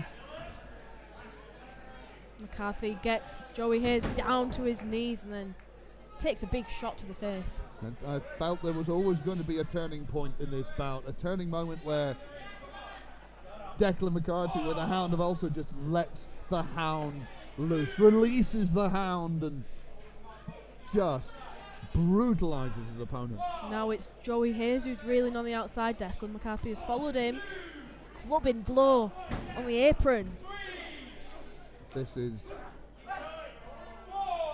the brawling style from the streets of Ulster, very much calling to mind another famous fighting Ulsterman, Dave Finlay, whose ferocity and his strikes and viciousness Shoulders are down. we see reflected in Declan McCarthy to this day.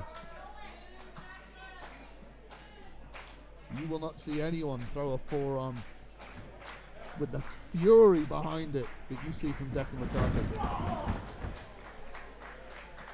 Throws Joey Hayes into the turnbuckle. Such power behind that. And just a few of those strikes it'll affect your state of mind as much as your body. The pain of the strike and the cumulative effect of the welts and the bruises building all over your chest and it's debilitating. Oh, and he sends him to the floor with a European uppercut. In most professional sports, in boxing, in MMA, if somebody lands a clean strike like that, the bout is over. Imagine knowing you have to go back and take maybe more. That is so true. Neither of these two men are willing to give up, dishing out brutal offense to each other. Now Joey Hayes is on the defensive, and it's not by choice.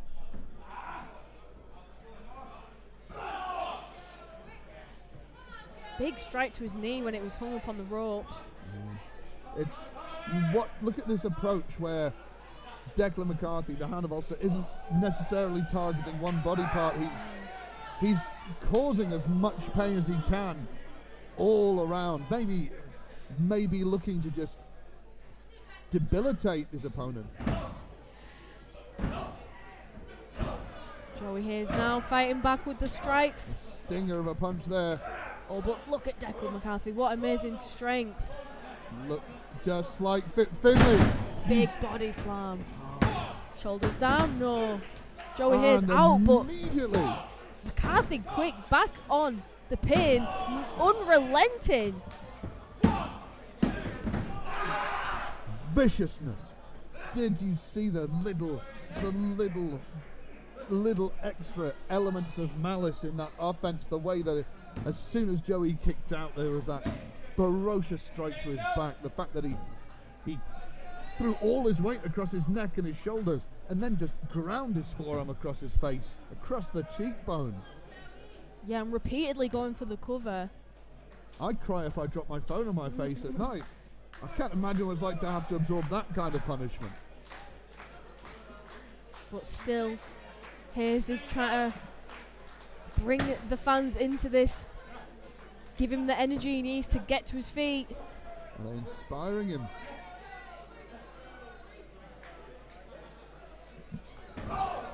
Big shot to the midsection. Hayes starting to come back, sees a window of opportunity, but there we go. Gets Declan McCarthy down, picking up the pace. Four-time clothesline. That man is in control, and he won't be going on the defensive again. Feeling the energy. Oh, but Declan McCarthy is quick to put a stop to it. Double underhook. For a tiger Joey bomb. Hayes. Oh, nasty neck breaker. Perfectly applied. Shoulders down. Declan McCarthy out at 2. Slow to the cover. All those knots and bruises across his body are just going to make just getting around that little bit harder, that split second between success and failure.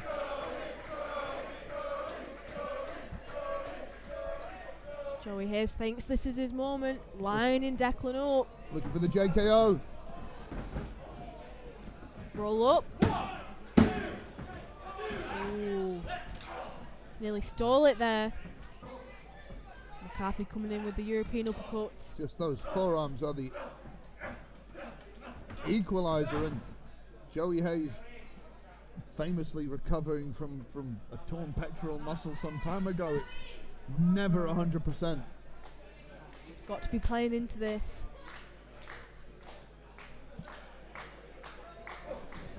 Hayes reversal. Insecurity. Surprisingly effective. It's like the audacity to throw your hand in someone's face and tell them to stop. They almost can't help themselves but be stunned in that moment. Going up to the top. What is this? Watch your head. Big crossbody. Shoulders down. Ooh, not quite. So close. This is Joey's moment. It's where he's got to pull out that knockout blow. Backslide. No. Oh, wait. Hayes quickly escapes. Going for the Tiger Bomb. Oh. Shoulders down. That's it. That's huge. What an amazing victory for Declan McCarthy over Joey Hayes. That is. Did you hear? I'm going to ask you a question and answer it. What did you hear the moment the referee counted 3? The Hound of Ulster, Declan McCarthy! What you heard was silence. In that split second, and no disrespect to Declan McCarthy, the fact that he outmaneuvered Joey Hayes, picked up that win, a win that nobody expected apart from the Hound of Ulster. What a statement made by Declan McCarthy. This main event is for the first to decide who will be the first ever atomic champion. We have got a belt for them. It is an interim belt sponsored by Black Cat Bar, Liverpool. Please look at them. The atomic belt will be presented in a ceremony on February the 21st. Get your tickets for that now. We're going to get our 2 competitors out now. Introducing first. What a show we've already had. And what a main event we've got lined up to crown the very first Atomic Pro Wrestling champion. What a main event, even without the stakes at hand. This match already had incredibly high stakes.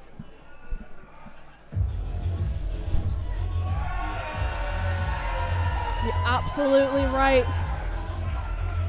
Joe Kessler, undefeated in Atomic. The Cyber Slayer cutting a very distinct figure, unlike anyone else you'll see in and around the squared circle. And the Vault, the dwellers of the Vault here at Atomic Pro have absolutely embraced this man who embodies the spirit of Atomic Pro Wrestling in so many ways.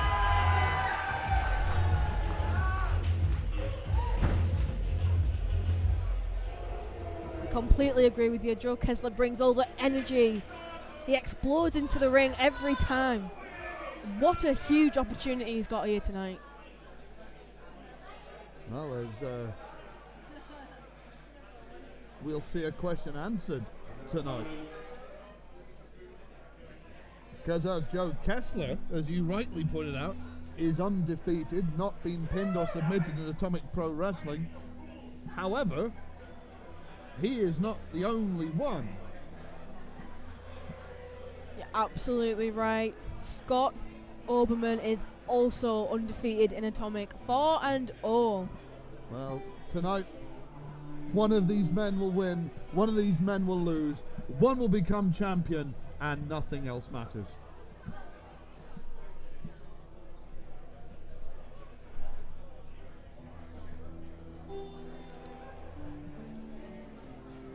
Scott Oberman's someone who clearly does things at his own pace. Is in no rush tonight. He believes that the Atomic Pro Wrestling Championship is manifest destiny, that it is his for the taking, that it will inevitably be his. So if you think victory is an inevitability, why rush? Why? And when you have an opponent like Joe Kessler who comes out full of fire, full of passion, maybe this is Oberman's way to take that fire away, to quench it, to let the doubt sneak in. Yeah, I do. I was about to say that. I think you're right. I think it's mind games from Scott Oberman. Or he hasn't got his boots on yet. Oh, maybe There he is. Finally. The real thing. Just look at those eyes. Look at the way he carries himself. To his mind, this is his world, and we are trespassing.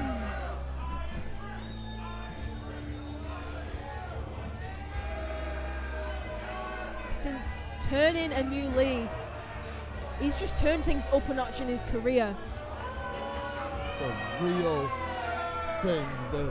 He believes that he is the truest, purest, most authentic version of himself that there has ever been. He feels that he is ready. He feels that this is his moment.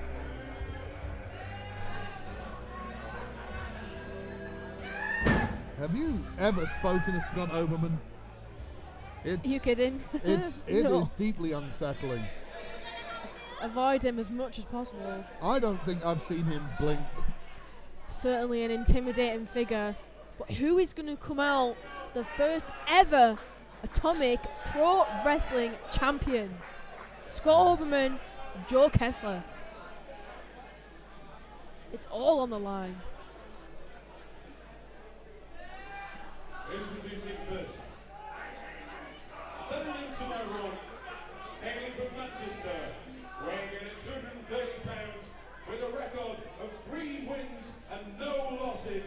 He is the Midnight Mercenary, the Cyber Slayer, the Undisputed Death Dealer. He is Joe Kessler!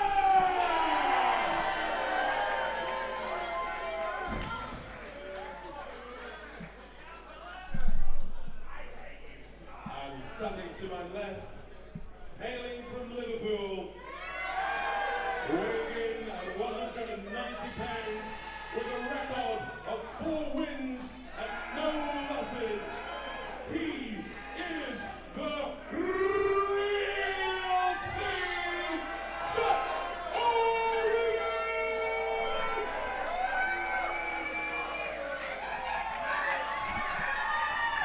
This is it. This is it. The two undefeated wrestlers in Atomic Pro. One will be defeated. Oh! I got cut off there by this familiar music. Well, there's only one man that would come to the ring to this, and what can I say? When you're right, you're right. Tony, right, what's he got to say about this? The winner of the Monster Mash Rumble.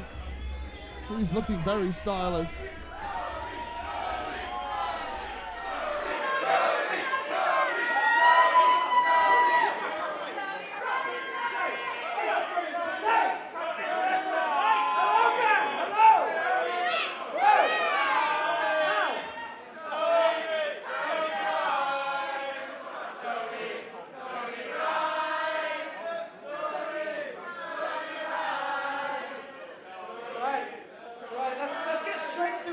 I need to tell you why I'm out here, right? This is a hell of a matchup. Scott Oberman, Joe Kessler. What a matchup that is. Undefeated. Undefeated. We're going to find out who the true king of Atomic is, and you can't do that match without Tony Wright. See, you got 3-0. You got 4-0. So am I, baby, 4-0. And let me say, did you eliminate 12 people to become the first winner of the Monster Mash Rumble? Did you survive an onslaught to win the first ever meltdown match? I don't think you did, mate. So, I was told. Kiss the winner. That's not what I'm going to do. What I am going to do, I was told I was here to compete. And when I found out what that was, I found out with you. Because this is going to be a triple threat elimination match. Oh my God. Triple threat elimination, a 3-way dance, harking all the way back to the origins of the bout with Terry Funk. This is now a 3-way elimination match. A 3-way elimination match. Oh, the night the line was crossed in 1994 in ECW. Terry Funk, Sabu, Shane Douglas in the first ever match of its kind. That night they went to a time limit draw, but tonight I don't think we're going to see the same event. The main event is now triple threat elimination. Joe Kessler, Scott Oberman, and now Tony Wright has inserted himself in the mix. What an incredible main event. And it hasn't even started yet. What must it be like for Joe Kessler and Scott Oberman to suddenly find themselves in a match that they were not expected? Yeah, I mean, this is very different to the one-on-one matches that they're familiar with. Oh, big back body drop. Tony Wright landed awkwardly on that. Kessler looking for a pile driver. Tony pushes him off. Kessler, of course, couldn't have prepared for Tony Wright because no one knew he was going to be in this match. And Tony Wright has come to fight. But out of everyone there, I have a feeling that Scott Oberman is the least impressed with this turn of events. Tony Wright's got the element of surprise on his side as he flies in, takes Oberman down. Big forearm. Oh, look at Scott Oberman cleverly bringing Kessler in the way, but he wasn't even affected by it as he goes after Tony Wright. Meets him with those shots in the corner. There's no taking Tony Wright down at this moment in the match. Tony's come out on fire tonight. Taking both men out in the early stages. Kessler goes flying. Tony claiming the higher ground, but Oberman, watch out! Looking to eliminate him quickly. Looking to send him home almost as surprisingly as he arrived. Oberman is going to double stomp. Crush Tony Wright. Right to the kidneys, to the lower back.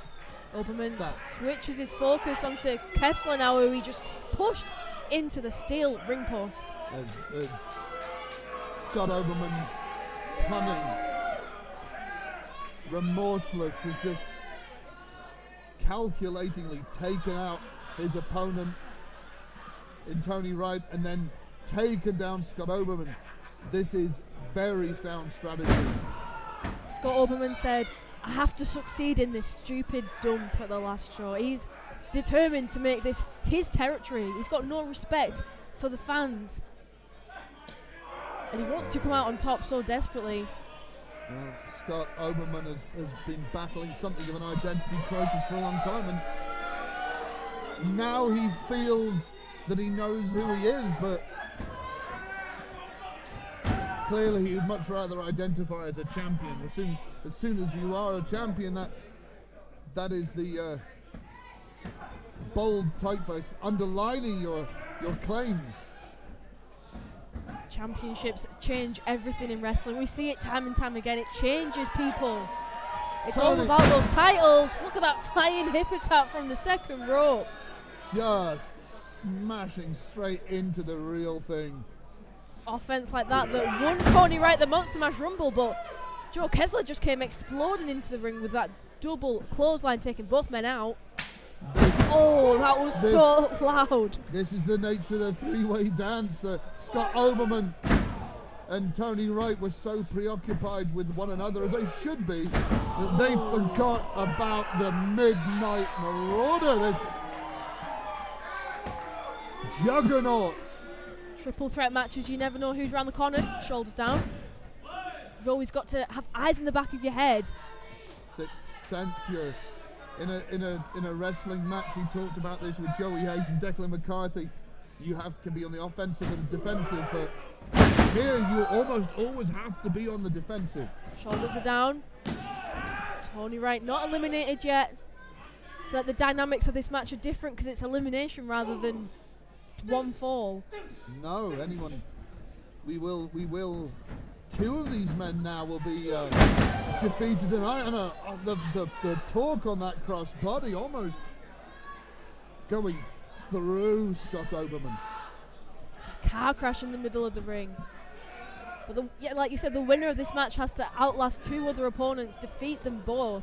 No, there are no flukes here. There's no stealing this win. Oh, that chop was bloody huge. Ferocious. Felt that. And as we mentioned earlier, it's cold in this building. Oh, Scott Oberman's just been slammed onto the cold floor of this working brewery. Oh, that's like an ice rink. That's brutal. But again, Joe Kessler with the strategy looking to isolate one opponent. Back inside the ring, he's stalking Tony Wright. Tony's still coming back just from that gargantuan chop. He's fighting back though. Kessler. What does he have in mind? Has him up. Oh, backbreaker. Just the innovative power game from Joe Kessler. See how much pain Tony Wright is in as he's covered. Manages to kick out. No. As Scott Oberman reaches the ring again. It says a lot about what Scott Oberman wants to prove today, because Kessler going for his pile driver. Looked like no, but Tony Wright was there to put a stop to it. I feel there's almost a muscle memory with the more commonplace triple threat match, because why strategy if your opponent looks like they're going to put your other opponent away? You should let them, but Oberman going to the top rope, and he dives all the way to the floor. Takes both of the other men out. It is a long way down. A long way up, but a much longer way down from the top rope to the floor. That's like jumping out the first floor of a building, and all of his weight. Scott Oberman is not a small, slight man. All of that came down on Joe Kessler and Tony Wright. What lengths will these men go to win the championship? It speaks volumes that Oberman wants to probably defeat both of his opponents himself, that he isn't willing to let anyone else have an ounce of glory. Momentum. Picking up speed. Oh, nasty spear. Could this be it? Going for the cover now. Shoulders are down. Oh, Joe Kessler out at 2. Not only is the title on the line, but all these undefeated streaks as well. All paths have led here. When the vault opened for the first time, everybody wanted to make an impression, and these three men have made the most profound impressions of the entire roster. Joe Kessler's got Scott Oberman up, but he reverses, pushes him into Tony Wright, catches him with the super kick. Scott Oberman launches off the second rope. And they're both going for this unusual. Joe Kessler could be out of the match. Oh, somehow kicks out with both men on top of him. I don't know how. That's a huge moment for Joe Kessler. A huge statement of intent that together Tony Wright and Scott Oberman could not put him away. That was emphatic from Joe Kessler. Who would have imagined this? Who would have No. predicted this? Yeah, this is very interesting. In an elimination match, yeah, you can team up and take out a common foe. Well, this. I think they recognise him as obviously a massive threat if they're willing to work together to take Kessler out. Yeah, it's a mark of respect for the Cyber Slayer.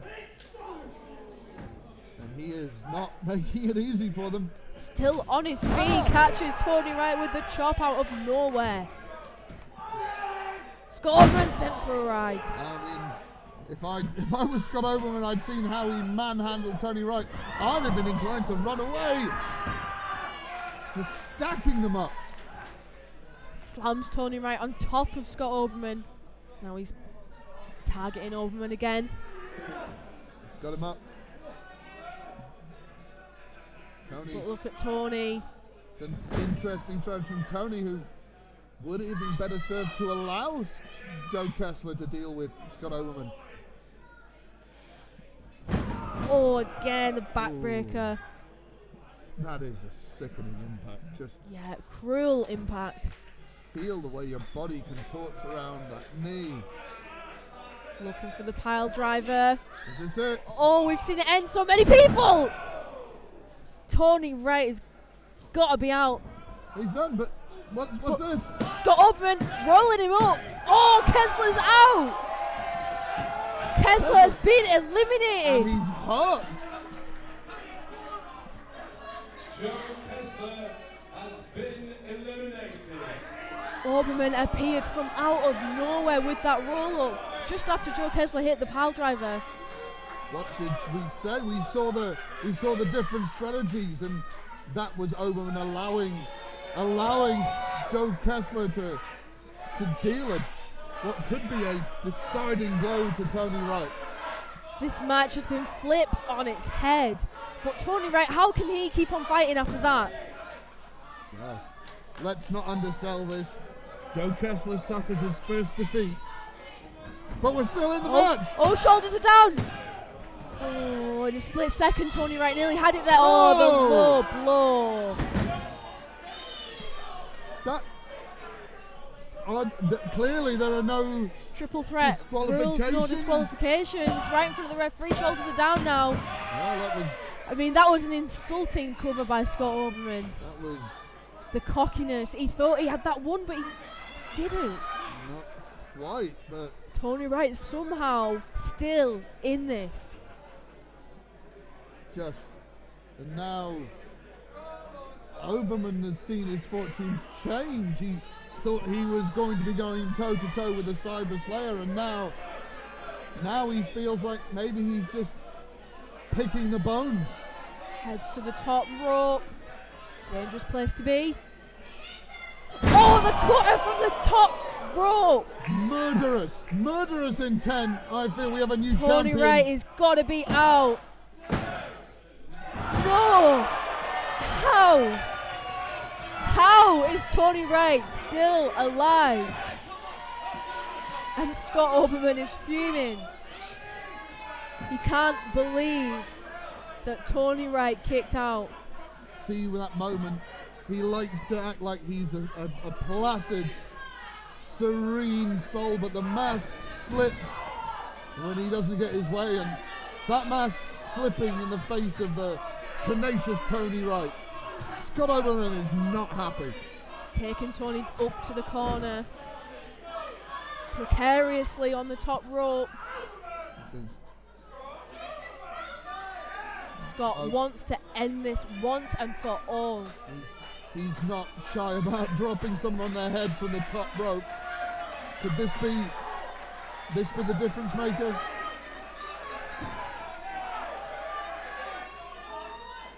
Now he's on the defensive. Tony Wright. What does Tony Wright have in mind?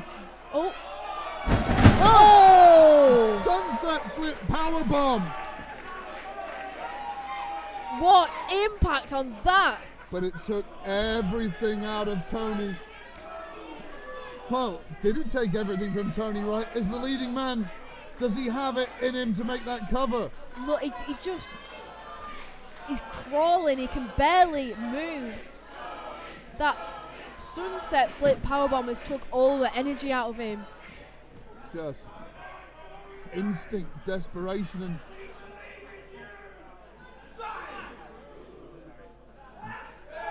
got a slugfest now.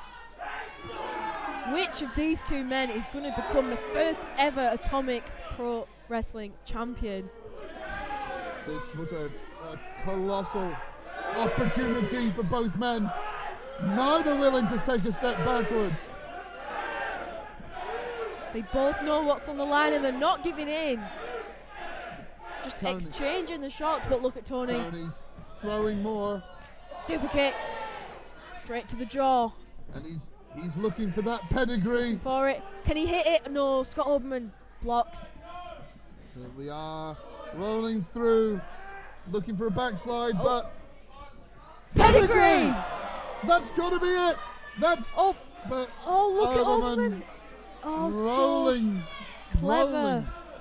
Well, whether by chance or by design, Scott Oberman may have saved himself. Could be his ring presence, ring awareness able to roll out, or it could have just been, like you say, just pure exhaustion. Just luck, but the better you are, the more often you're lucky. Scott Oberman has the absolute edge on experience Tony for going Tony for the Wright. cover now. Could this be it? No. The referee's hand was millimeters away from the mat, but that time period between the pedigree and the cover just meant that Scott Oberman could kick out. Tony Wright Tony. thinks this is his chance. What does he have in mind? Does he have that knockout blow? Is the leading man about to become the leading man of Atomic Pro? The arms are hooked. Oh no! Scott No! Oberman going for the pile driver, but No! Tony's Tony got him! reversal. Reverse it! shot! Tony Wright! Done it!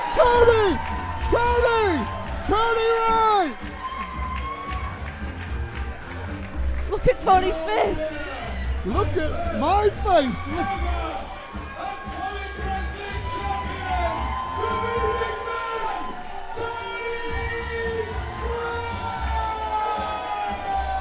Tony Wright can't believe it. Neither can Scott Oberman. Neither can anyone in this building.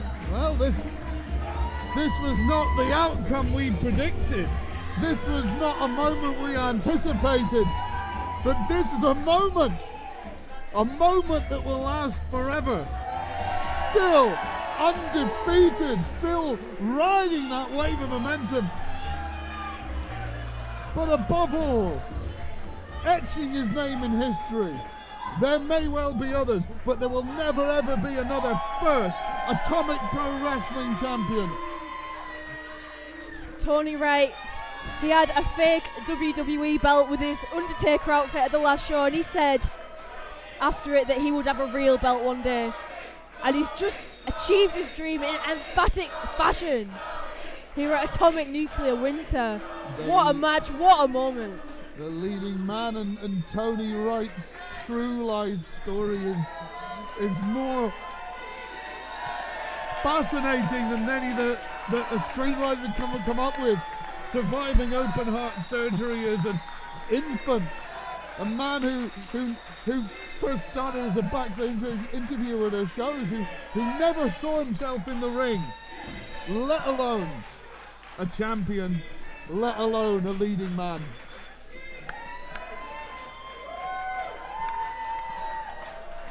Well, what a moment, what a final show of 2023 here at Atomic Pro Wrestling Nuclear Winter. To see Tony Wright defend his championship, join us in 2024.